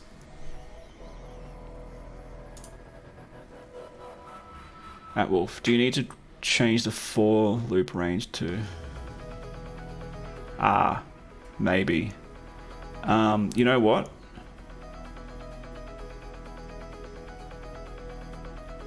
Just to clean things up a bit, even though it's a bit wasteful, it's a good call. Let's go all the way up to length of ciphertext +1.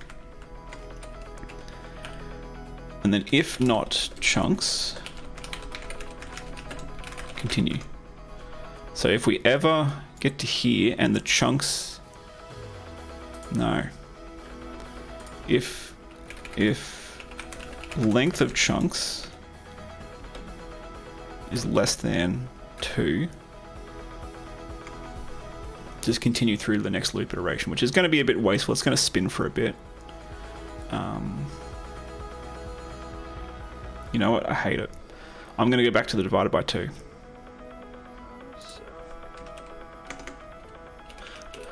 Because we are going to be spinning quite a bit for very large ciphertexts. We still do need to, if length of chunks is less than 2. Do we want to continue or break? If length of chunks is ever less than 2, will it become more than 2 again? No. We can just break. So, yeah, maybe //3 would be, you know, if we break. If we're breaking there, no, we don't need the //2. We're good. We're gonna basically stop looping once chunks becomes untenable, because it's never gonna again become tenable. Check to see we have chunks to work with.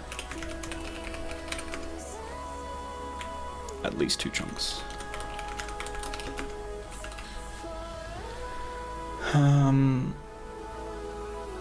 So now, how are we going to apply the Hamming distance? Are we going to like...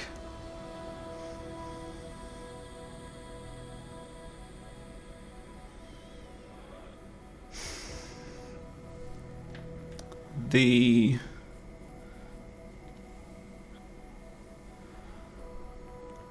cheapest way to do it would just be like chunk 0 and chunk 1, bake them off. Chunk 2 and chunk 3, bake them off. 4 and 5, 6 and 7. But if there's an odd number of chunks, the last chunk won't have anything to be baked off against. Like, I'm kind of inclined to create every single possible pair, but is that going to get expensive for very long ciphertexts? Probably, but it means we probably get the most robust guess.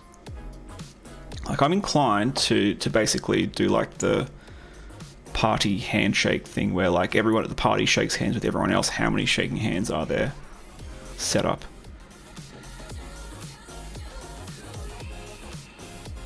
Like, what we're doing should be cheap enough to do that, and I think it gets us the best quality result. Who knows though? Now, when it comes to like pairing stuff up against each other in Python, there's almost always a tool in itertools to do that for us.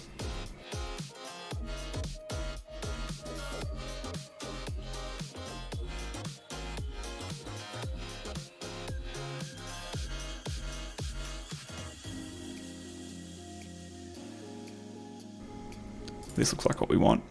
For A, B, C, and D, A gets paired up with B, C, and D. B gets paired up with C and D. And then C only has to get paired up with D, and that completes the picture. So combinations from itertools is what we want with a second argument of 2. And that will then pair every chunk up with every other pair, with every other chunk. But notice in this list we don't get, we have A, B, but we don't need BA, because A and B, it doesn't matter what order they're in. As long as they fight, we're good. So itertools combinations.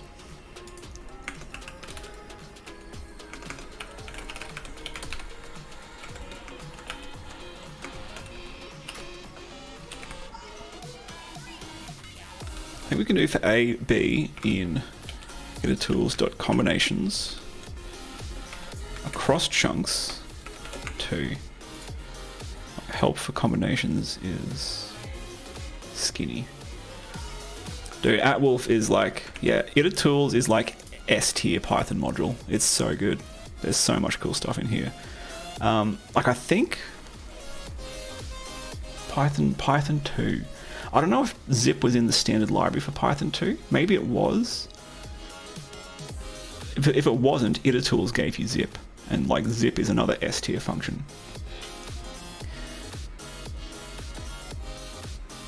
I'm casting my mind back here now, but if zip was in the standard library for Python, maybe izip, which was like the generator pattern for zip, and generators are another like S tier construct. I think that might have been what was in Python 2 itertools. Did this give us zip?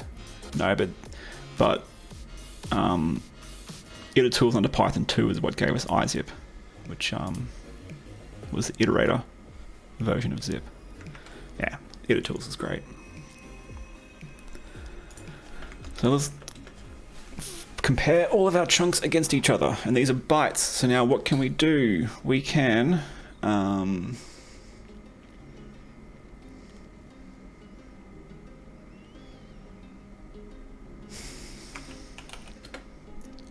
score equals 0.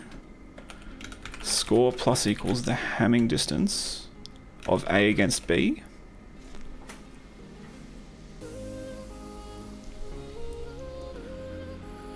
So we basically accumulate all the bitwise Hammings of all the possible combinations of chunks. But now I think we need to normalize this, right? Because if you've got a small value of chunk size, you've got a lot of chunks, and with a lot of chunks there's a lot of fighting, and with a lot of fighting, a lot of opportunities for score to go through the roof. When you get down to a higher chunk size, there's less fights. So I think we need to divide the score at the very end. I think we need to divide the score by the number of fights we had. I know fights is not the correct word to be using, but I'm sure you all are picking up what I'm putting down. A cheat's way of figuring out how many rounds there were is just num rounds equals 0, num rounds plus equals 1, and then score will divide by the num rounds. Oop, typo.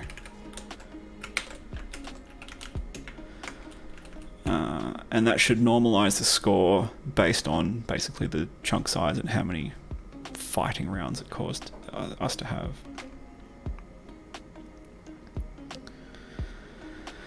How are we going to accumulate our scores?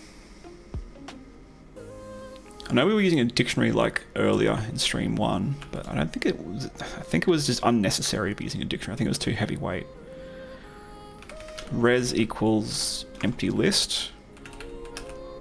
Res.append a tuple with the chunk size and the score. Just collect them as tuples in a big list, and then print the res. So we've got all of our Hamming distance based fighting going on here, and we're collecting them into res. And if we run main, we want to guess the repeating XOR key length, and this is not ciphertext, so it makes no sense. With a chunk size of 1, Hamming distance was this. Chunk size of 2, the Hamming distance was that. Chunk size of 3, it was massive. which kind of makes sense, right? Because the Hamming distance between like successive letters in particular is quite small.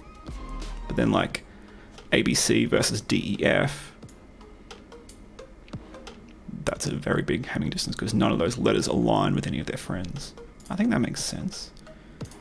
If we run this doc test now, do we successfully guess the length of the repeating XOR keys that we've synthetically set up here? Fingers crossed. I can see a test failure.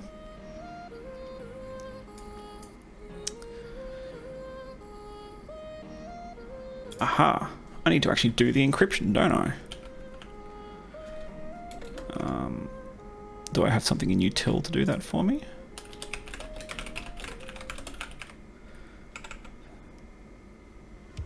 Repeating key XOR. Of course I do. We just wrote it.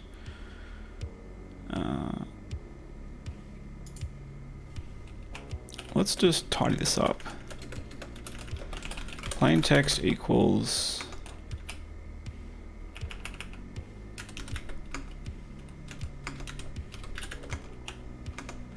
Oop, made a real mess of that. That's the plain text.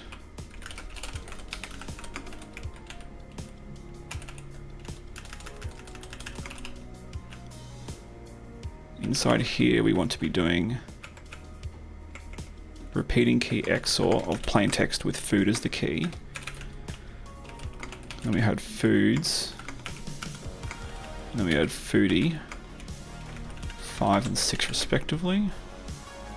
So if we guess the repeating XOR key length for the encryption of plain text with the key length of 4, we expect to get 4. 5 we get 5, 6 we get 6. That makes sense.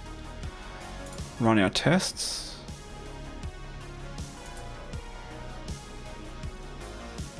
Lol. That was never going to work at all. What was I thinking? Let's yank these. Let's pull these down here.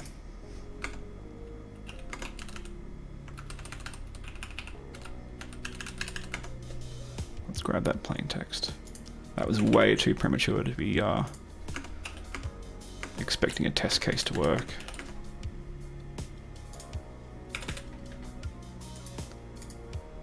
Come on.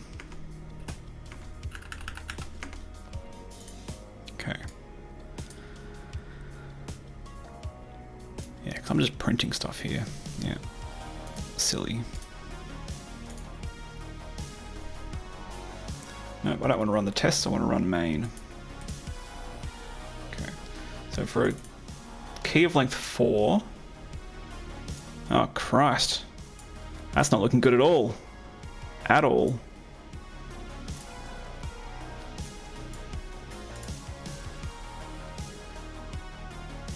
Something's gone horribly, horribly, horribly wrong.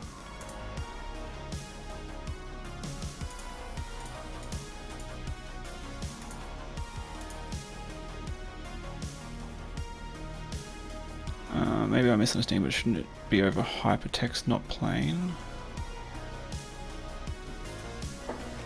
SCOGs. For 4 can be length of key 1 and 2. Really? I think multiples of the key length is possible, but I don't know if even like if factors of the key length are possible. You sure about that, SCOGs? Wall ciphertext.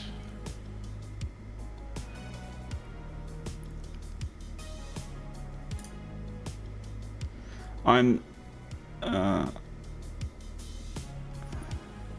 at Wolf. I'm running the guessing function over the output of this repeating key XOR function. This function does encryption. So this function here returns ciphertext. So I am running this over ciphertext. Are we on the same page now, at Wolf? SCOGs. 1 repeat 4 times and 2 repeat 2 times. Okay, cool, at Wolf.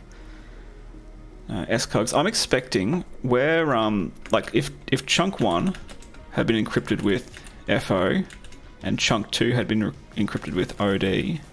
Oh, I see what you're saying now. I think factors of the key length are going to look okay, but not good. I think food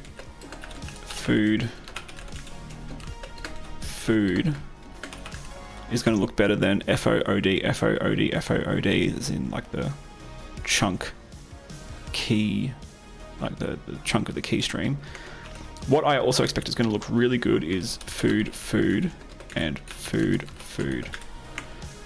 I think food is going to look really good. So 4 is going to look, I expect 4 should look really good. 8 should look really good.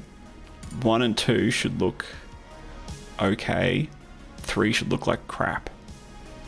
I still think 4 should look better than 2. And 2 should probably look better than 1. And then 3 should look the worst. Is that explaining what I'm seeing here? Sorry, am I mistaken? And is this actually reasonable? Under your assertions, SCOGs.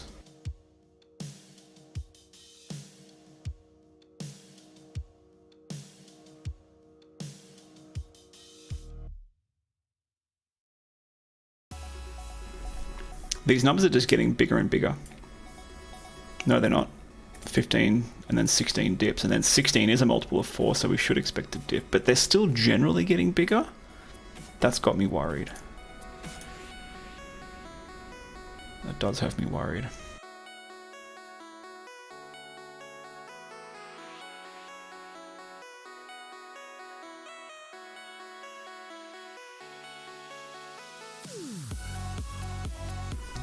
Okay, cool. SCOGs. So you're saying that like factors of the correct length will get good scores, but the correct length will get a better score, and then multiples of the correct length will also get a good score. Do you agree?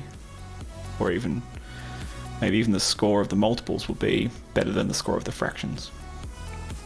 I think we might have some sort of subtle bug though. Jay Klein got a support request. What have you missed? I'm not sure when you dropped off, Jay, but as a quick recap, what we're working on is breaking repeating key XOR. This, once it's base 64 decoded, is the ciphertext of clearly a very long plain text with a key of unknown length. So we don't know the key and we don't know the length, and we have to break it. And we're in the part right now where, and I'm doing this from memory, maybe we'll read the actual briefing in a second, but from memory, what you do to break repeating key XORs of unknown key and unknown key length is you chunk the ciphertext into ever increasing. Yeah, okay, still guessing the key length. So Jay, you didn't miss much, but for anyone else who perhaps has just turned up, yeah, that's right, Jay. The way to guess the key length is to chunk the ciphertext into progressively longer chunks, and then get all the chunks to fight each other, and by calculating that the bitwise Hamming distance between all the, I'm choosing to do all the combinations. I'm then trying to normalize it according to the number of rounds of fighting we did, but that might be a bit broken, I don't know. And then in theory, the correct chunk length, which was for this test here, is 4. For this one it should be 5, and for this one it should be 6. These should be quite small numbers, but they're quite big, so I'm concerned that we have a mistake. But yeah, we're still guessing the key length, and then once we've guessed the key length, we do another little divide and conquer trick to basically brute force the key byte by byte. Jay, they're getting bigger. They are getting bigger. But there are some dips. There are dips on the multiples of 4.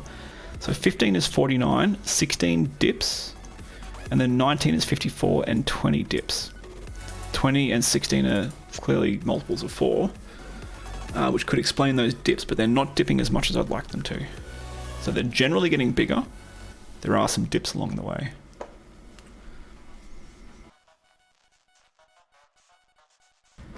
I didn't divide by the number of chunks, I divided by the number of comparisons that I've done. In fact, number of rounds, better word for that's probably num comparisons. So yeah, the number of comparisons I did, I just lazily accumulated the number of comparisons as I was doing them. And then I've tried to divide by, but it's not doing the trick for me, perhaps. I'm going to take a quick 5-minute breather. I suggest you all get yourself hydrated, grab a glass of water, stretch your legs, maybe touch some grass if you've got some nearby, and I'll see you on the other side of this short break.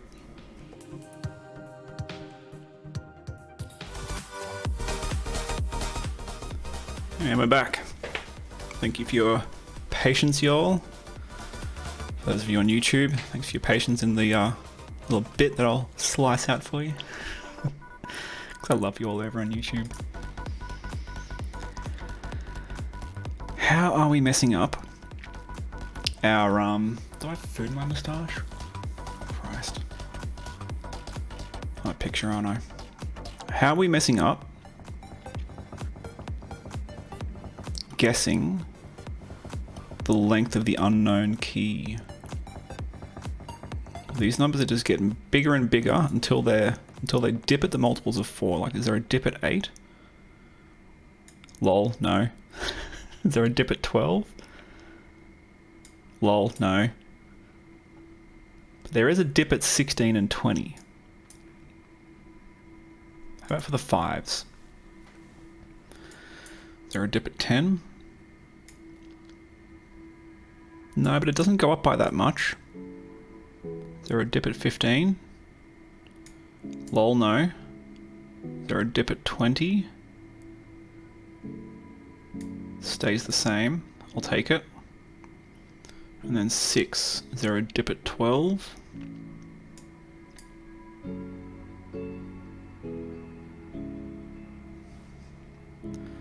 There's a dip at 13. Okay. Almost nothing's making sense now. Is there a dip at 18? Yes.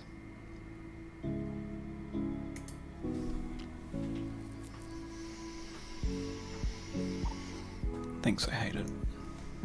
So I think we're successfully dividing and normalizing by the number of comparisons done.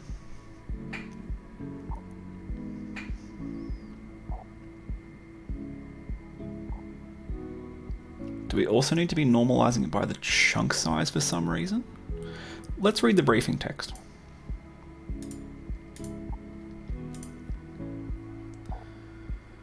Let key size be the guessed length of the key. Try values from 2 to say 40. Compute the edit distance or the Hamming distance between two strings, the number of differing bits. Nailed it. We've got a test case here for Hamming distance. We should get 37 for that. Make sure your code agrees before you proceed. Thank you for the test cases. Let's chuck those in for our Hamming distance function. Bitwise Hamming of that against Waka Waka. We should get 37. Run our tests.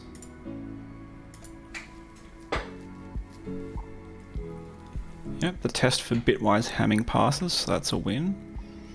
For each key size, take the first key size worth of bytes and the second key size worth of bytes and find the edit distance between them. Normalize by dividing by key size, or chunk size. So it's being suggested that we really should only be needing to compare the first two chunks. Because we're psychotic overachievers, we're doing it for all the possible combinations of chunks. But notably, the challenge is suggesting we normalize by dividing by key size, which I think I had considered a couple of minutes ago.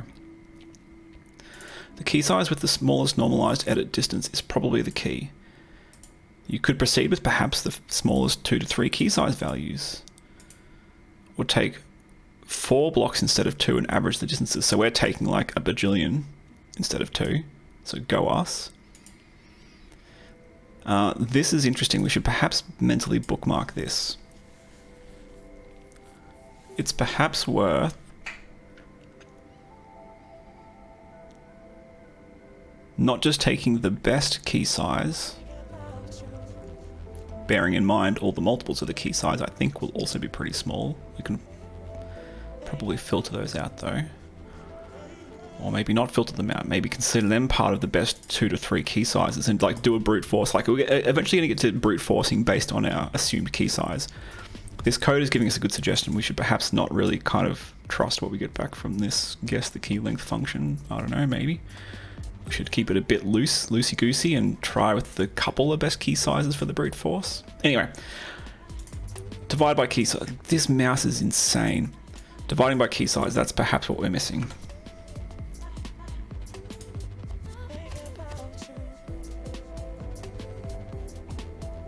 So we're dividing by the number of comparisons, which I think is still very important to do.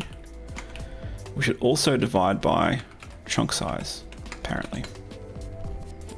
And then we append it to this list called res. Let's run our main function. So the key size being 4. So 2.8, 2.79, 2.79, 2.76, 2.8, it goes back up. 2.8, 2.8, 2.775, we've got a dip at 8. Still bigger than this. You know what? Let's sort these lists of tuples. Let's print, instead of res, we'll go sorted res with the key being lambda x, x1. And that's going to sort by all these scores. And we want it to be ascending. Let's rerun.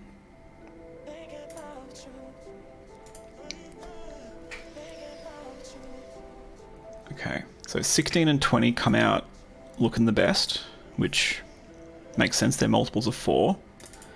21 looks good, which is a shame. It shouldn't be there. And then there's 4. So it's in the top 4. 1, 2, 3, 4 here. Then we get 14, which is not a multiple of 4. Kind of weird. 8 is a multiple of 4. 10's not. Okay. So 20, this next row should be 5. 20 is a multiple. 17's not. 10 is. 19 isn't. 13 isn't. 5 is. Okay, so it's not perfect. This one should be 6. 21's not a multiple. Neither is 19. Neither is 13. Neither is 9. 6. Okay. Not great. I don't love it. But it's what we're meant to do. Maybe the quick brown fox jumps over the lazy dog isn't long enough, right? If we look at this here, it's quite long. What if instead of the quick brown fox, we take some of Alice in Wonderland? Plain text equals open data / Alice and take the first, I guess we can take all of it. Let's take the first 2 kilobytes, assuming there's at least 2 kilobytes there. I don't even know how long that file is. How long is Alice?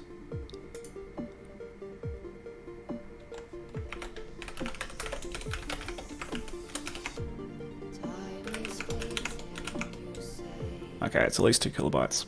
Let's take 2K of Alice and use that as our plain text. And again, our keys will be 4, 5, and 6 bytes long. Let's run this. And it blows up. Because I did not encode Alice, because plain text needs to be bytes. Alright, it's slow.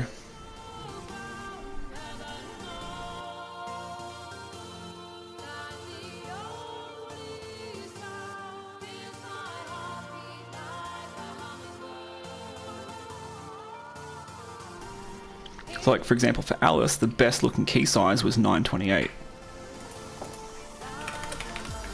928 divided by 4. So 928 is a multiple of 4.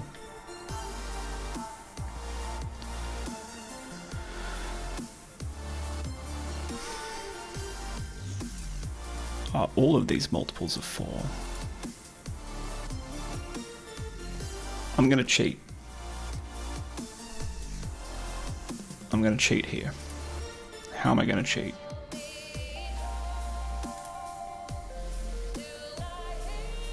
I'm going to add a new... you have a restriction of key length less than or equal to 40. Does the challenge assert that does it?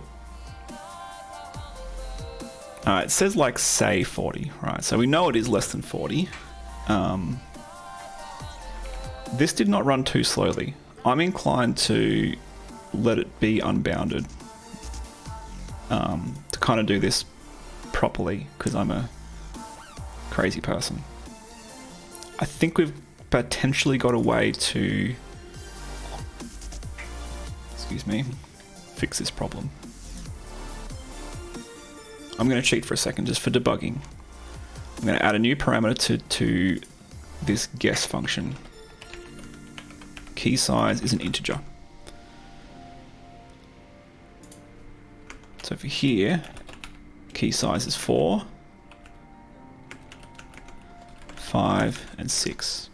I'm just going to use that in my printing here.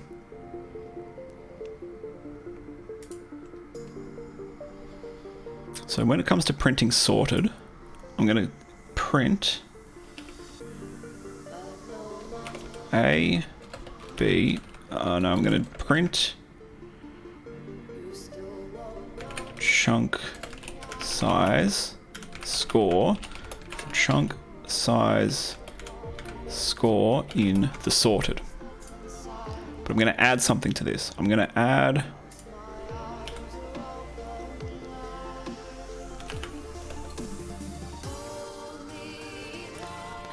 chunk size modulo key size. And if chunk size mod key size equals 0, it means that chunk size is a multiple of key size. Equals 0. Pretty much the same thing, except we're just going to get a bit more debug output here. It's going to tell us for each of these whether the chunk size is a multiple of the real key size. And I'm just going to scrub through it, and fingers crossed everything is true till we get to the and we get a generator. Thanks, I hate it. Wrap these in square boys and run it.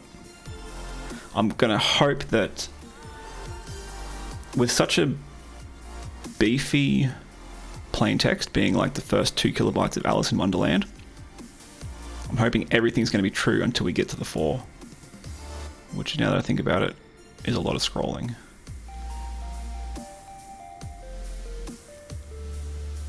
I did not think this through. True. Yeah, I'm not reading that. It's a lot of words.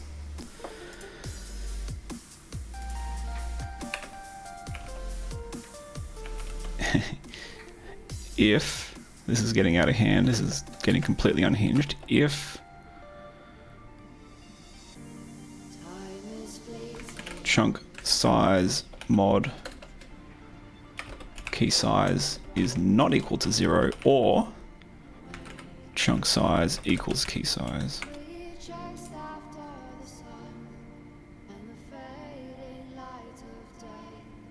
It's not liking it. Yeah, it's one hell of a long liner, isn't it?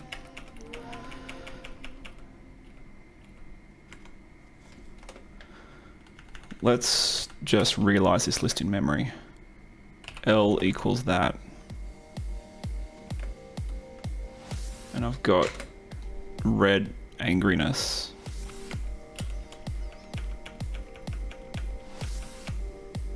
How did I break this? Yeah. L equals that. Why do I have anger? Okay, I think we're good.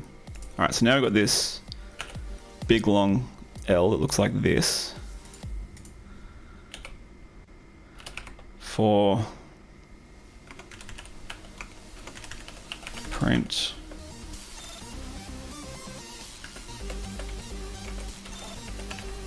key size as a heading, for x in L if x1. So if x1, meaning this chunk size mod key size equals 0. So if that's false, or x0, which is the chunk size, equals key size, print x. So this is basically filtering out anything that is a multiple of the key size, so we don't get all this noise. And if this test returns what I want it to return, we should then be able to just focus on filtering out, somehow like detecting the lowest multiple of all of the trues.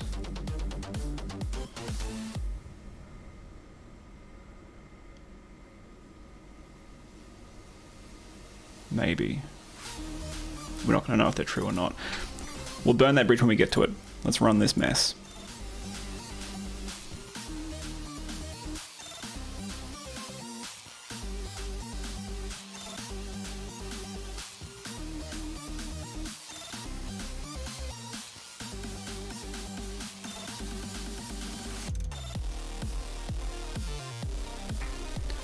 For key size of 4, sorting the scores gave us a whole bunch of multiples of 4, and then the 4.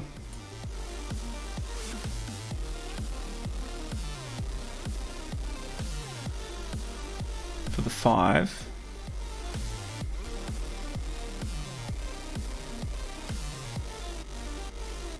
I did not think this through, did I? Scroll, scroll, scroll. Oh. Can I?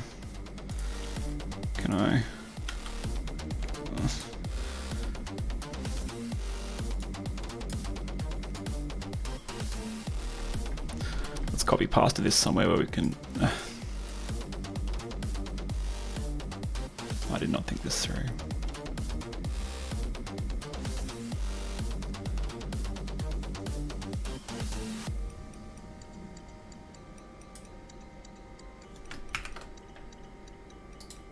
New file.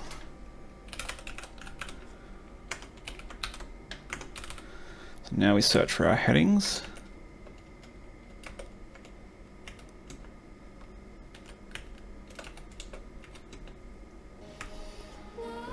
Same for 5. We've got a whole bunch of multiples of 5, and then we've got our 5.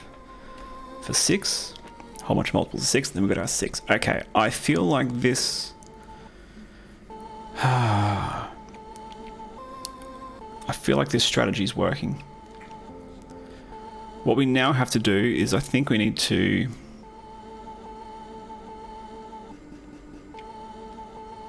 find a way to basically find the lowest multiple of all the scores that look good. As to how to do that, I don't know.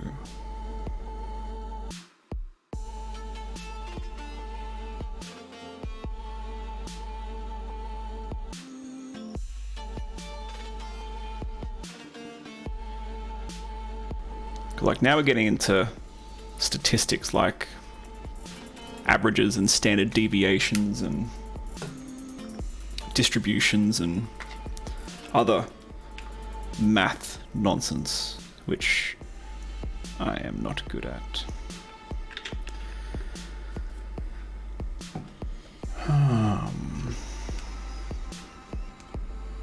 Let me have a think for a second.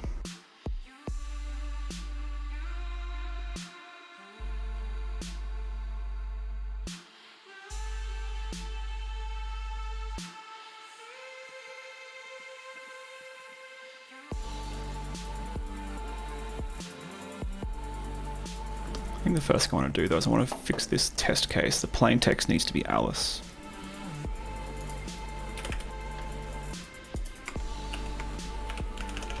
Otherwise it's just not enough to work with. This test is going to also take forever. So I think once we get it working, we probably comment out the test case so it's not bogging down our test suite.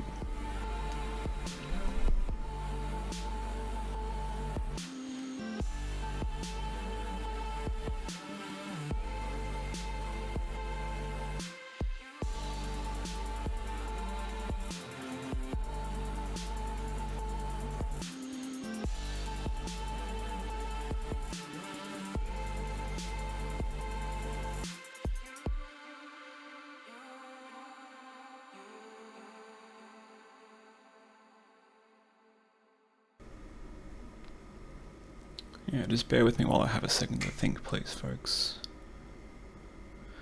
I'm starting to get scared that we've bitten off more than we can chew. But that's not going to dissuade me from trying.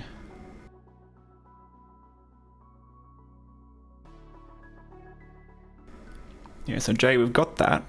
The problem is, there's a whole bunch of key lengths that look better than 4 that are multiples of 4.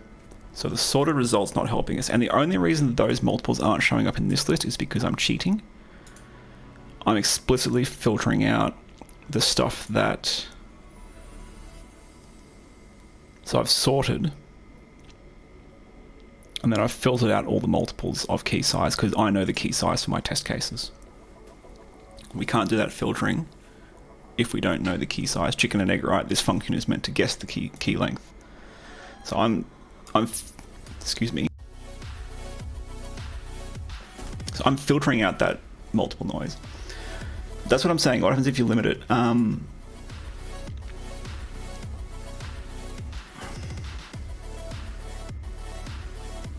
That's what I'm saying when I say I feel like I've maybe bitten off more than I can chew. Because I'm trying to not have to limit it. Because the challenge here is saying that it's hinting that the key for this challenge, the length of it is between 2 and 40. I would love to have a function that doesn't have to assume that. I would love to have a function that can assume a unbounded key length. Are we going to need it for this challenge? No.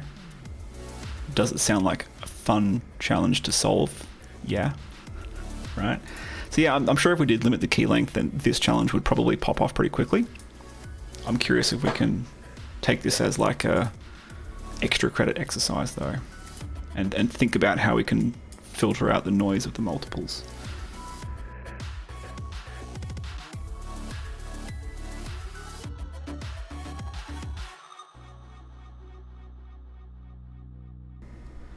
Actually, you know what? What if we kind of normalize all these scores by dividing them by the maximum score seen?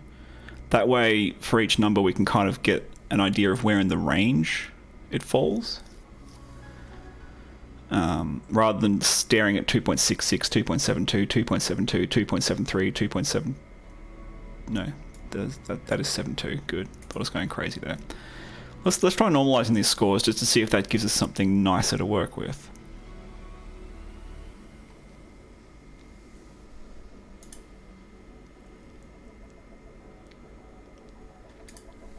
So I'm going to reshape this list just temporarily. I don't know that we're going to stick with this, but for the purpose of debugging, the list equals a tuple of chunk size is multiple of key size, and score for chunk size is multiple of key size score in L. Except instead of the score, because we know that L's already sorted, we can divide score by the last element of L and its score, which has index 2. So this just kind of like normalizes those scores.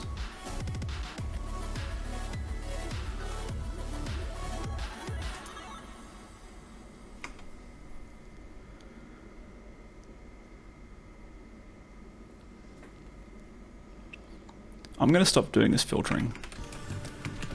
We can bring it back if we need it. But let's not filter. And instead of running it in PyCharm, let's run it on the command line.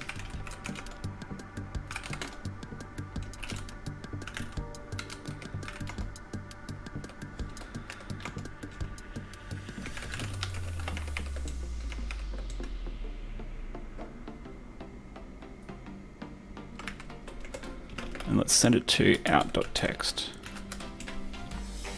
We can also, no, let's tmux.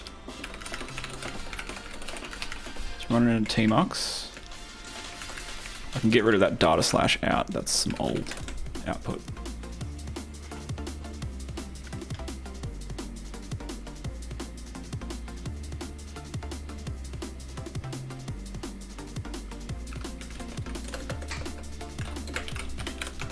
There we go. We've got Vim for the lovers. For the Vim lovers, we got it back. Okay. So we've got a bunch of trues here, and they're all running 85% and up. 89%.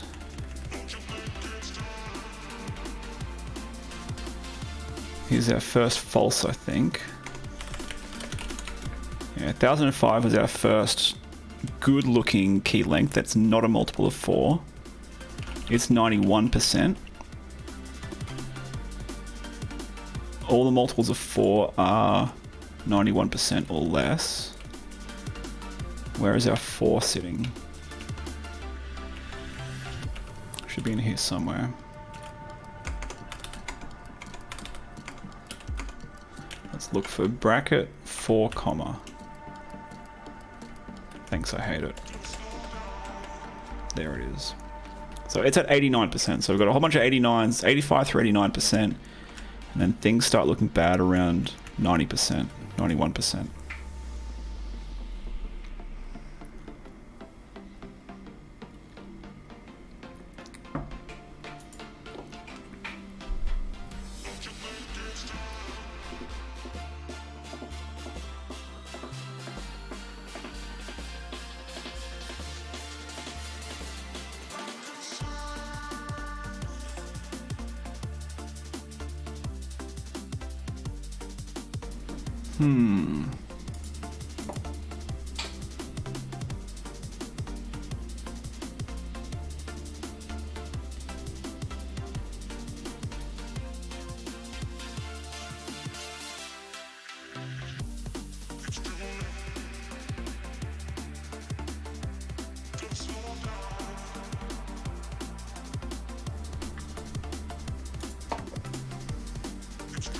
We could almost start again from 1. Key length of 1. What if we got the average of all the multiples of key length 1? The average of all the multiples of key length 2? The average of all the multiples of key length 3? Would 4 look really good then?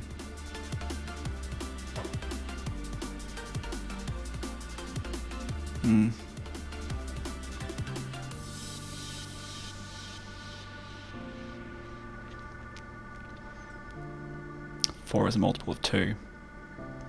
Yeah, but I'm hoping that 2 gets hurt because 6 looks bad, 10 looks bad, 14 looks bad. Like all of the multiples of 2 that aren't multiples of 4 should hurt 2.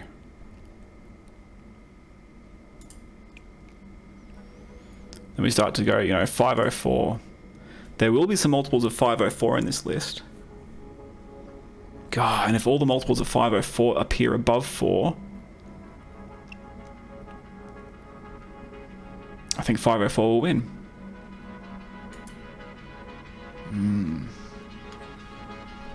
That might not work.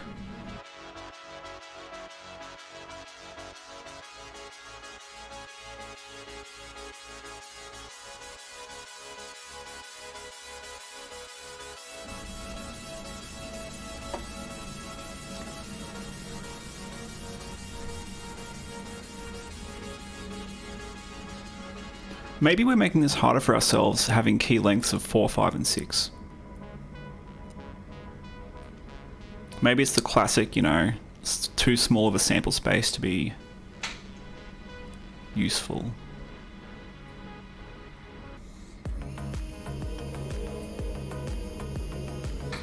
The other thing we could do is we could just YOLO this function against the challenge text, that, and see what we got.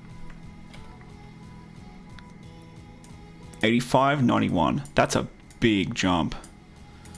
That's a really big jump.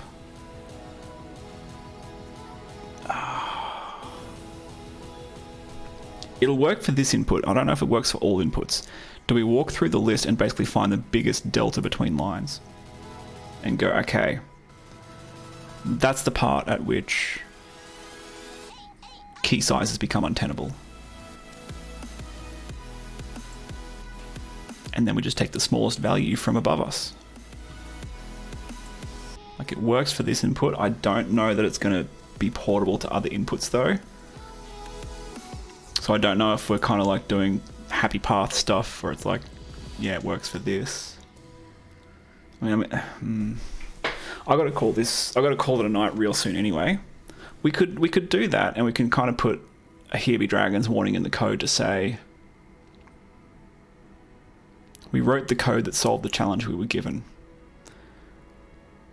We don't know if it'll work for other inputs. Let's do that. So I want to check the hypothesis. Is this the biggest jump in the scores?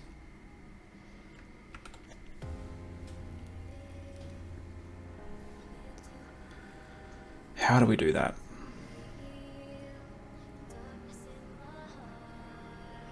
First of all, I want to grab this.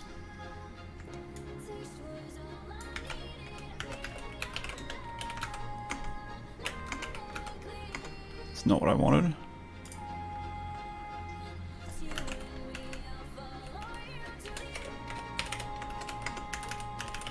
That's what I want. How do we confirm that hypothesis?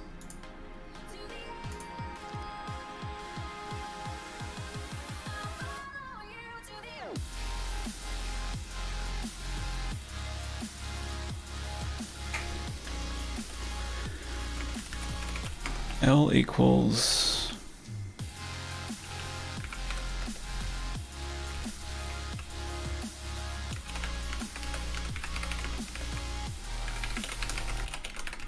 okay, so we've got another one liner to reshape L.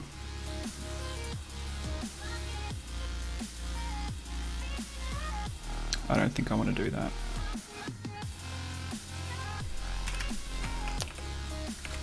I think I need to reach into the iter tools bag.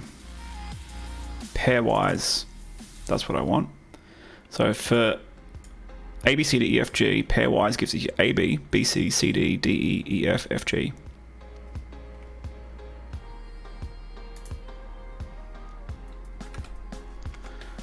For A, B in itertools.pairwise over L.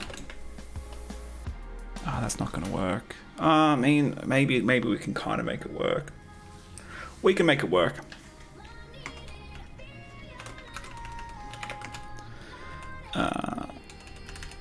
This is some real Hail Mary stuff, but let's see how we go.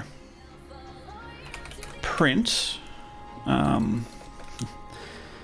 A equals... I'm pretty sure we can... Oh, maybe we can't. Maybe can we mutate A? YOLO. This is like debug nonsense anyway. A equals, it's a tuple. A0, which is the chunk size. A1 is whether it's a multiple of the key size. A2 is the score. And then we know that the score of B is bigger than the score of A because this list is in ascending order already. So what we want to do is we want to have a delta, which is B2 minus A2. In fact, we don't need to assign that, we can just print it. Print that tuple. So instead of just printing, let's delete that. Instead of just for X in L, print it. We're not zipping L against anything, we're doing pairwise, which is basically zipping L against L shifted by 1. So we're pairing elements up from L. Then we're unpacking the tuple, then we're repackaging it as a tuple to print it. We're getting A0, which is the chunk size, A1, which is whether it's a multiple of the key size, A2 is its score, and then the final element in the tuple is the next line's score minus this line's score. Will this check A to B and then C to D, or A to B and then B to C? The latter. Pairwise of A, B, C, D, F, G is A, B, and then B, C. Pairwise is another S tier function. But really good point of clarification, Jay. Thanks for that. So yeah, it will compare A to B, then B to C.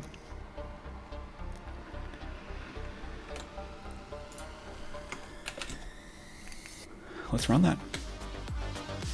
No, we don't want to run that, because we need to do sorting still. Okay, we need to do sorting still.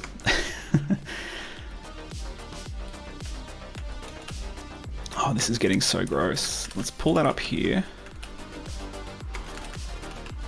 Let's do L2 is empty list. Now, Jay, actually one point of clarification. It's going to compare F to G, but it won't be comparing G to anything. So G is being the last thing in the list. G never gets a chance to be A in this context. But G doesn't have a next line to compare its delta against. We're only comparing deltas, so we're good.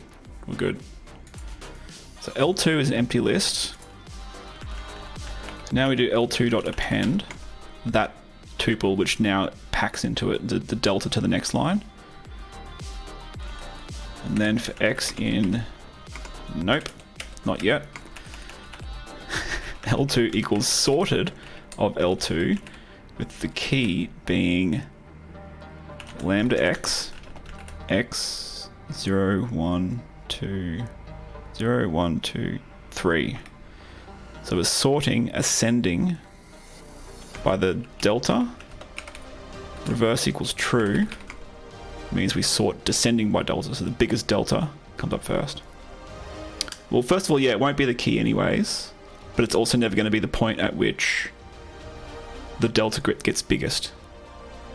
If the point at which the delta gets biggest is between these two, then we'll find out when we print this line. So even if the last line was the key, we're still good. Surprisingly so. L2 is sorted. We sort by those deltas reversed. And for X and L2, print the X. This is getting absolutely feral. I'm going to send that to out 2, just in case we need out again.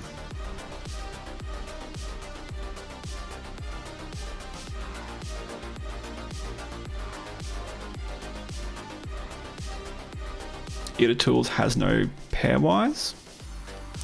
Really? Really?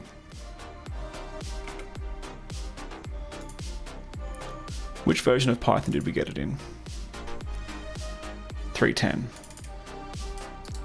But they kindly give us a polyfill for it, essentially. So A and B is T of iterable, and then basically we bump B along one, and then we zip them. Like I said, it's kind of a zip with one of them being offset. Where are we using pairwise? Right there. So we get pairwise from the polyfill. I think I'm using that word, polyfill, am I using that word correctly? Where like, you give old Internet Explorer an implementation of the new stuff for a treat, so you can use the new functions in your JavaScript. I'm using that word right, surely. Let's run this again.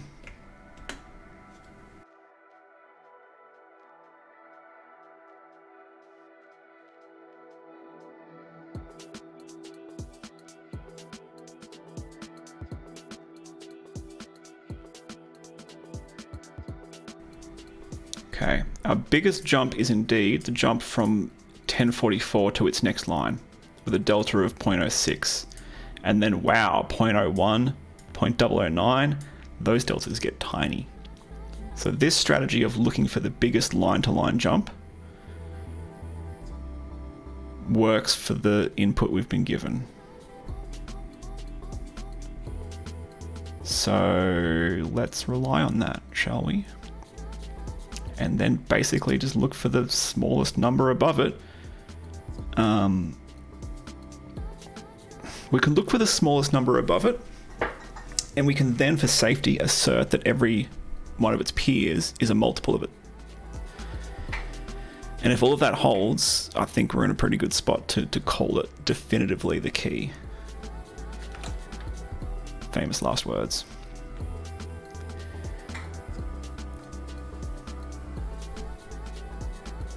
Now, do I need to keep all this horrible code? I think so. I think I do.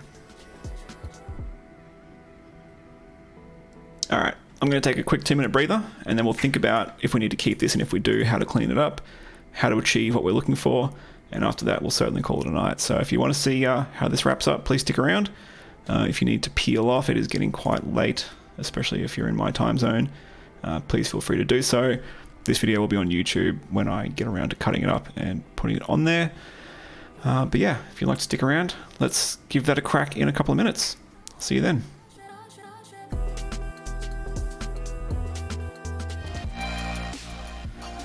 Alright, let's get this done so we can go to bed. During the break I thought about it, and I think we do need to keep a lot of this code. But we should take the opportunity to clean up this key size stuff, this cheating we were doing. Because we will not know that in the real world. So delete that parameter. I just realized these test cases, they're probably going to break. And we'll see. Imagine if they worked, wouldn't that be brilliant? They won't. Yeah, they won't. Especially not with some of the assertions I want to make. So we can't have this field anymore that is the chunk size a multiple of key size or not. So we need to get rid of that.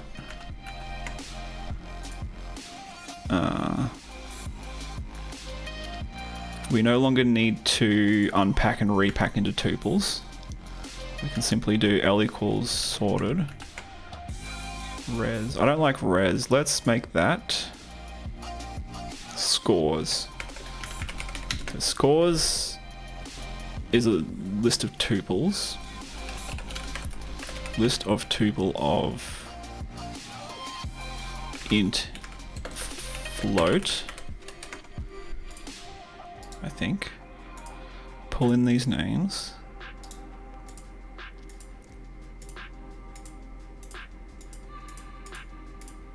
Stop it. Stop it.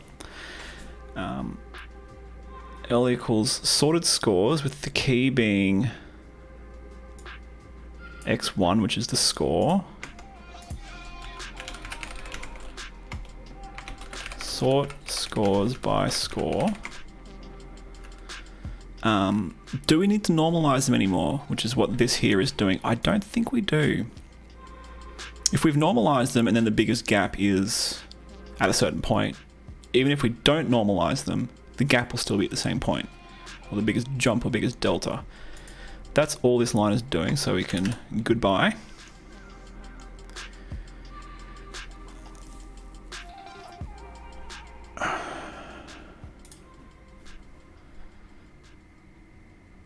Let's call this scores deltas, kind of a gross name. And for AB in the pairwise of scores, scores deltas is append. We no longer have an A1. And then the 2 becomes the 1. All we've got now is chunk size and score. So we've now got,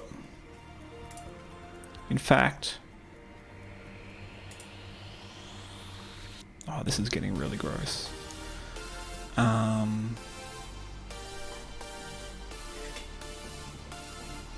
This is kind of getting a bit nasty.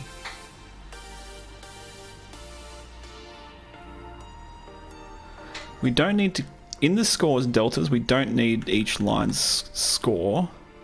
We just need the delta to the next.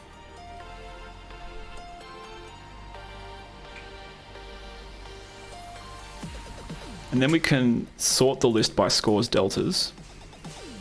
Key is lambda x, x1. that becomes reverse is true. And then we could pop off the first one or look at the first one and figure out where the biggest delta is. But then once we find where the biggest delta is, we need to walk through the list again anyway to find, to work with where that happened at.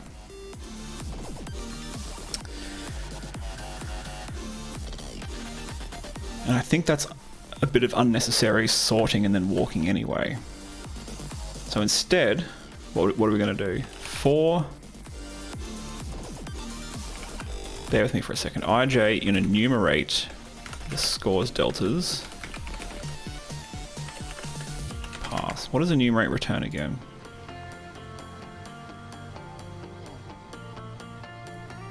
Bear with me. If we take, I see that comment out, we'll get there in a second. List range of 5 through 10, we get 5, 6, 7, 8, 9. If we go 5 through 20 with a delta of 2, we get 5, 7, 9, 11, 13. We get every odd number between 5 and 19. Now, if we enumerate that, it spins off two values. It spins off the index and the value, the index and the value, the index and the value, the index and the value. So it's a good way of walking through a list and getting two things. The position you're at in the list and what you're looking at in the list. It's like the Pythonic way of, iterating over, like in C, like you normally do, like for I equals 0, I less than the length of the thing, I plus plus. This is the same thing. You get I and J at the same time. I just had to check which came first. It looks like it's the index. Could you find the lowest common multiple in each pair going down the list and add up the most common of the common multiples and pick the one that has the most? That's kind of where I was going at first. Let me think about that. Could you find the lowest common multiple in each pair going down the list? Actually, I like that. And add up the most common of the common multiples and pick the one that has the most.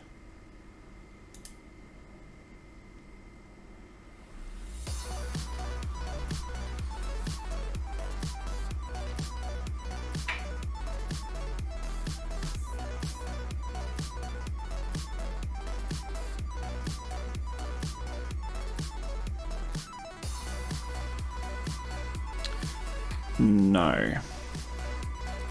Because if the key length is not, maybe, but not exactly as you've said it, if the key length, if the actual key length is not prime, it's going to have a, like all of its multiples, and lowest common multiple in each pair.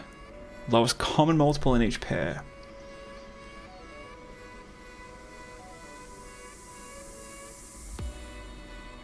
Probably.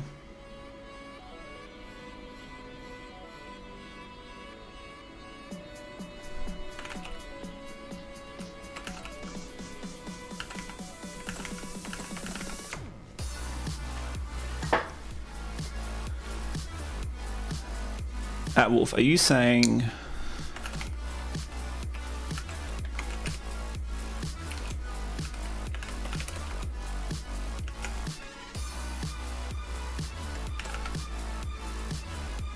I think this is our original data. Yeah, I think out2 was sorted by delta. Yes, out.text. At Wolf, are you saying pair these, find their LCM, go away. Pair these, find their LCM. Pair these, find their LCM. Pair these, find their LCM. And then find the most common of the LCMs. At some point, you have to stop going though. Or you need to more highly rate earlier seen LCMs. I think that's got a lot of merit. I also think our cheats way is going to work for the challenge input, and I want to go to bed. But if you don't mind, I'm going to steal what you said and add it as a code comment because I think that's got a lot of merit. I'm just going to stick it here. So you don't quite make the doc string, but you get the first non-docstring mention of the function. Good idea. I think it's got a lot of merit. I just don't want to do it. So we are sorting scores by the score, we're pairing them, we're getting the deltas. Here's our IJ. For I, record and enumerate them. And keeping in mind the record of the scores deltas is essentially scores in the same order as scores, except it's only got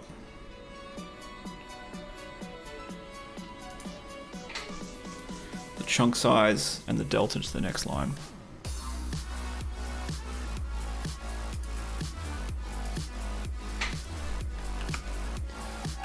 Max delta equals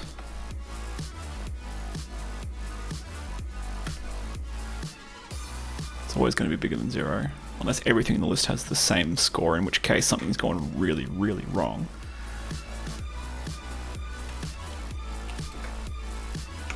Assert max delta is not 0, something went wrong. So now we want to work through I and record. If record, this is getting gross, if record 1, which is the delta to the next line, is greater than max delta. Max delta equals record 1.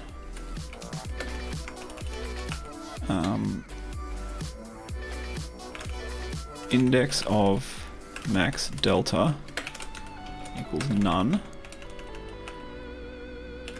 Index of max delta equals I.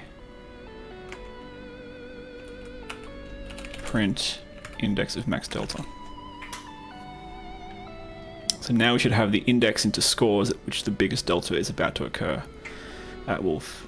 And the reason I thought pairs from the sorted list of results is because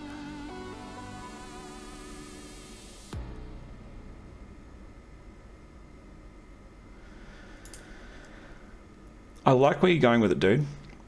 I do. I don't have it in me to do it tonight, but let's have a think. Bear with me one sec. What number did I say this stream was going to be? Let me check the title again. Okay, so I said it was either going to be 1.75 or 2. I'm going to call tonight part 2, and I should never have done this stupid fractions of a part thing, but this is part 2. For part 3, I was about to say, oh, we'll think of doing a part 2.5 to implement yours, and I think it's getting out of hand now. Maybe for part 3, we'll think, have a think before then. I'll do the same. Could be worth doing. It could also be worth just continuing on with this series and getting it done. So I don't know. Let's have a think. I'm going to steal these other lines you've said, because I like what you're saying. I do.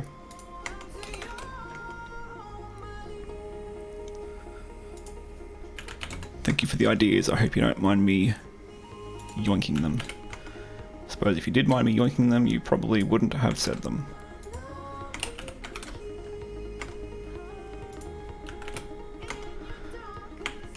I don't know if you wanted copy pasted in your off-the-cuff style of speaking, but that's what I've done. If you don't want them there, I will delete them. Please let me know. Okay, so we've got an index of max delta.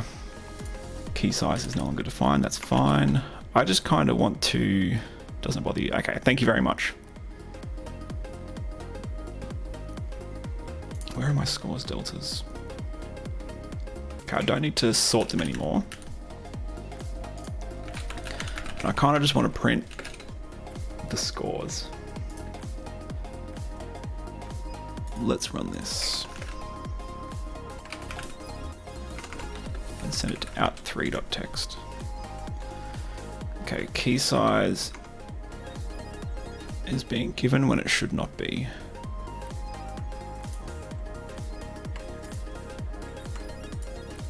Show me your usages. Deleted.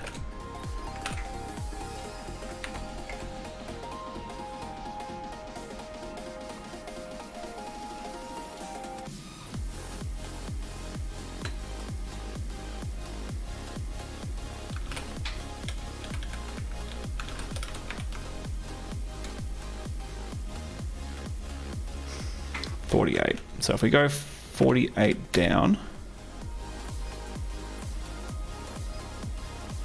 that doesn't look to me like where the biggest jump happens. Am I doing that right?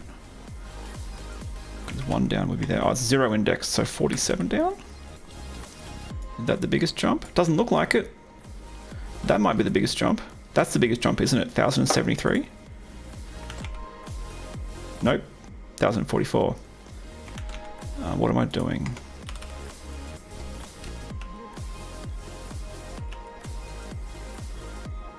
$48.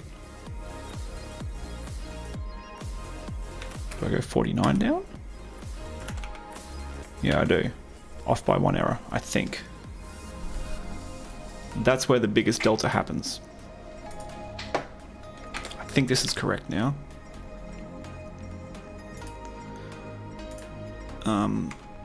How about for x in scores up to the index of max delta, we print them.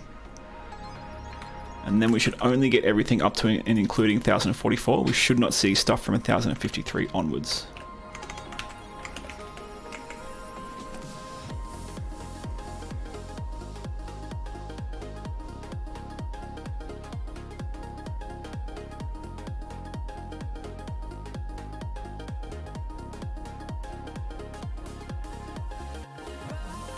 Not even close.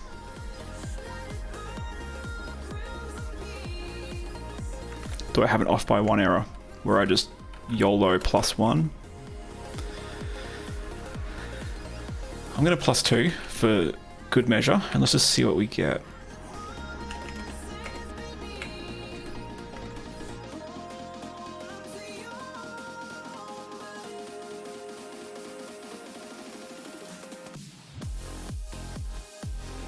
I think I do have an off by 1. Yeah. So adding 2 was too many, adding 1 was perfect. So if I just change this 2 to a, so there's a 2 there, if I change that to a 1 and run it again just for good measure, I've now split the list so that I've only got everything up until the big jump happens. And then I basically pick the smallest number from that, assert that everything else is a multiple of it, because that works for this test data, and if it stops holding, if that assertion stops holding, then I probably want to get yelled at so I can revisit my assumptions and implement Atwolf's suggestion. But if I now find the smallest thing in here, it's going to be 29, everything else is going to be a multiple of it. I think we can call that the key length and move on. I mean, fingers crossed it is the key length, right? The data looks really nice. I could just be seeing what I want to see.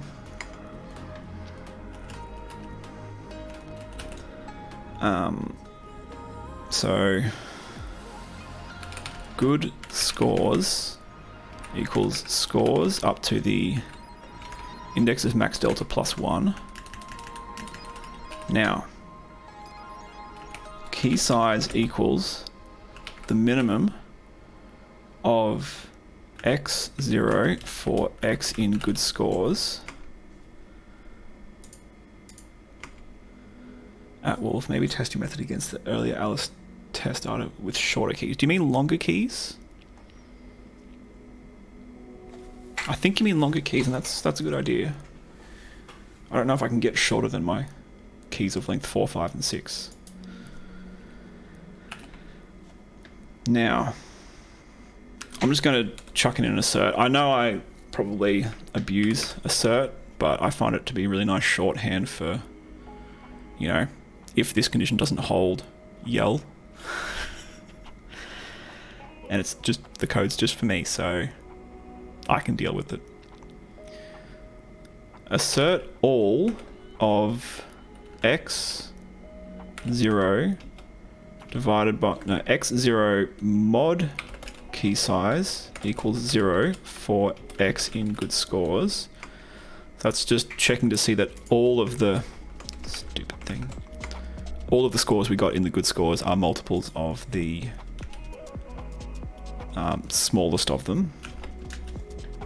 Not all good scores are multiples of the established. Oh, listen to me, I've established something. Established key size. Key size. I'm getting yelled at for writing a long line.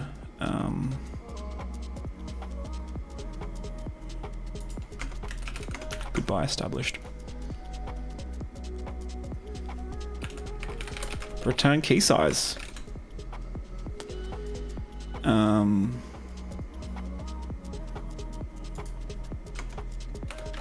going to comment out these for now. Atwolf, yeah, we'll get... oh, shorter than 29. That makes sense. We'll redo Alice with some bigger keys in a second. So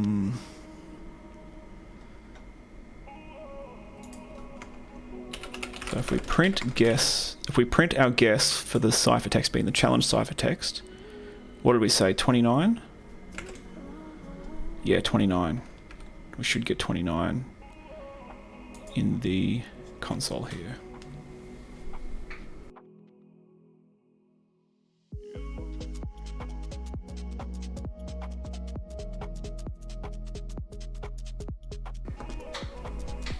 Where's that 48 coming from? Excuse me?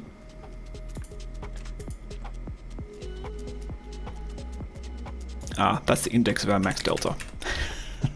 Okay, so 29 was returned. Let's pinch. Yeah, let's be gross and pinch this.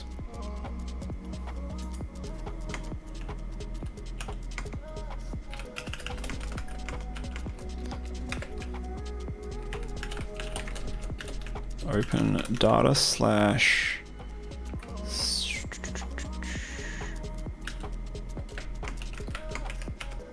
set 1 challenge 6. Yeah.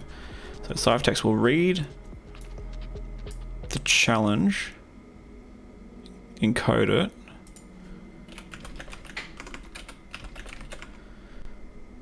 base 64 to code it, and then guess it.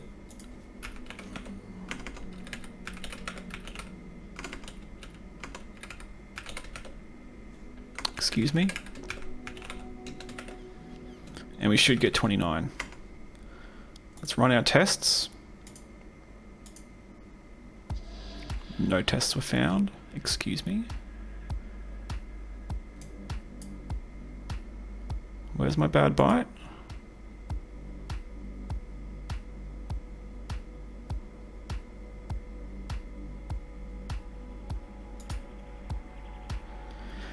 Yeah, Atwolf, I could.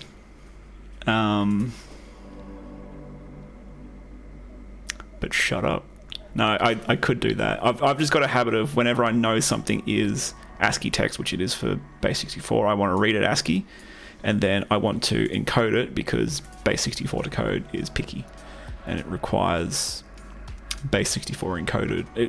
UTF-8, it requires binary representation of your base 64 encoded stuff. So this makes more sense in my head. I know that it would be a shortcut, it would be golfier to do it that way, but in my head, I know the file is ASCII text, so I should read it ASCII text and then satisfy base 64 with my own encode. How have I broken my tests? Is it somewhere in these 3 lines?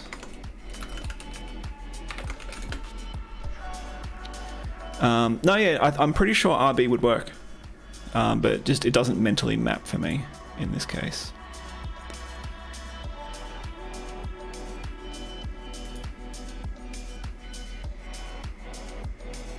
Why are my tests now refusing to run? Is it a problem with the Atwolf stuff? No, it's not.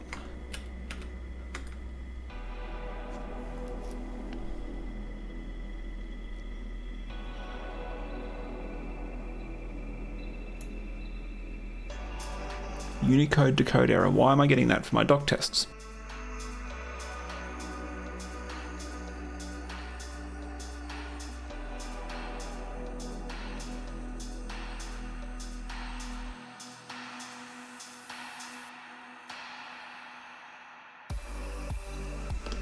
How has a Unicode byte snuck into a file somewhere?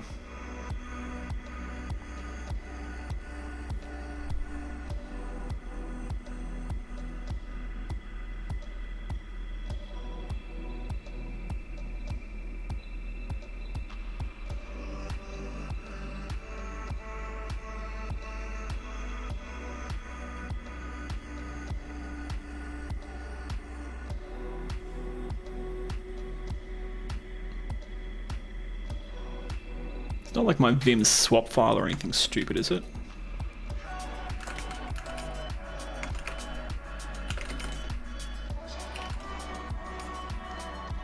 Or one of my out files. It shouldn't be an out file.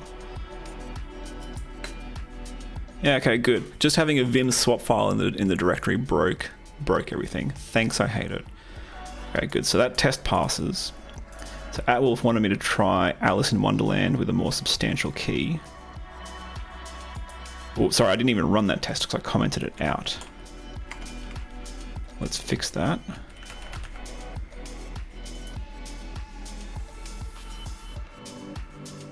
Yeah, this is a slow test. We will comment it out once it runs clean.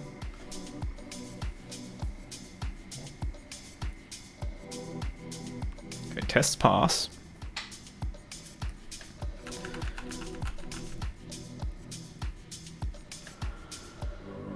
How do I want to do this for Alice?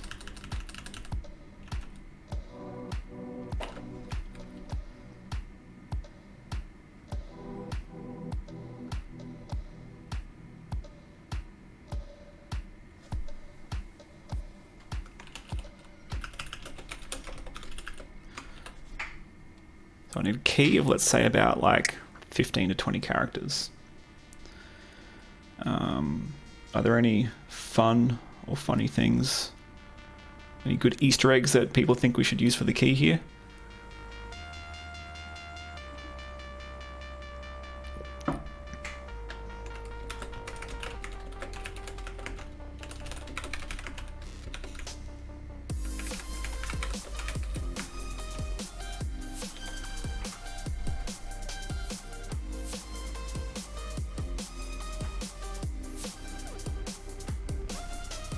How about my latest meme work? You wouldn't batch an RPC call.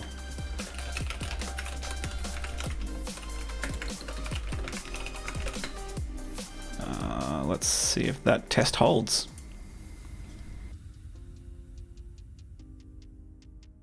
Is it bedtime yet? Exactly. If this works, where's my confetti?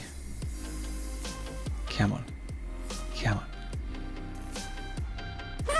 Hey. I'm happy with that, and I'm happy to call that a night. What have we achieved? We tidied up challenge 3 and challenge 4, right? Well, mostly challenge 4, where we had the break single XOR cipher, return our data class because we're very sophisticated like that, where it would kind of wrap up the plain text, the ciphertext, the key, and the score that it got, and it wasn't anymore trying to be perfect and return just like the best candidate. It would return them all sorted, and then it's kind of the caller's job to figure out which one was the winning one. And also we made it the function parameterizable, so that an arbitrary scoring function can be given to that breaking function to use to rank and score the candidate outputs. Challenge 5 was not too bad. It was implementing the encryption of plain text with a kind of repeating or cycling key of arbitrary length. We also took the opportunity to throw away, well, first of all, for this function here, for challenge 3, we threw away, did we throw something away? Hang on. This is broken, isn't it? Good thing I checked. Yeah, because we threw away the function that was being used by this challenge and replaced it with the one that takes a list of ciphertexts. And it just has to be called. I'm going to pretend I didn't see that. This is broken. Oh, that's right. We changed the sorting of it, didn't we? So it sorts. Yeah, there we go. No, okay, cool. Challenge 3. We threw away the old function that would only take one ciphertext and break it, and we just replaced this use of it. This now uses the one that can take many ciphertexts. It just gives it the one. We changed the order in which stuff is being sorted. It can return the data class. Cool. Challenge 4, but I just explained it. Challenge 5 was repeating key XOR. Challenge 6 is what we're currently working on with breaking repeating key XORs. So we wrote the bitwise hamming function, and I argued with Menstrual for a while about his, in my opinion, terrible code. He should be ashamed. We wrote the bitwise hamming, and then we wrote this awful function that basically uses bitwise hamming, chunks stuff in ever increasing chunk sizes, and then makes a best guess about the key size. And then for some reason it worked against Alice in Wonderland, as long as we gave it a more substantial key. That's kind of cool. We've got a bunch of debug stuff here. I'll clean that up. I'll clean all this code up probably tomorrow. Do a git push. So if you'd like to see what we've been working on, it will be on GitHub. I'll slice this video up. I'll chuck it on YouTube. And apart from that, I hope you all have a great rest of your evening. If you are in anywhere near my time zone, get to bed. It's bedtime. And I'll catch you all on the next one. Peace out for now.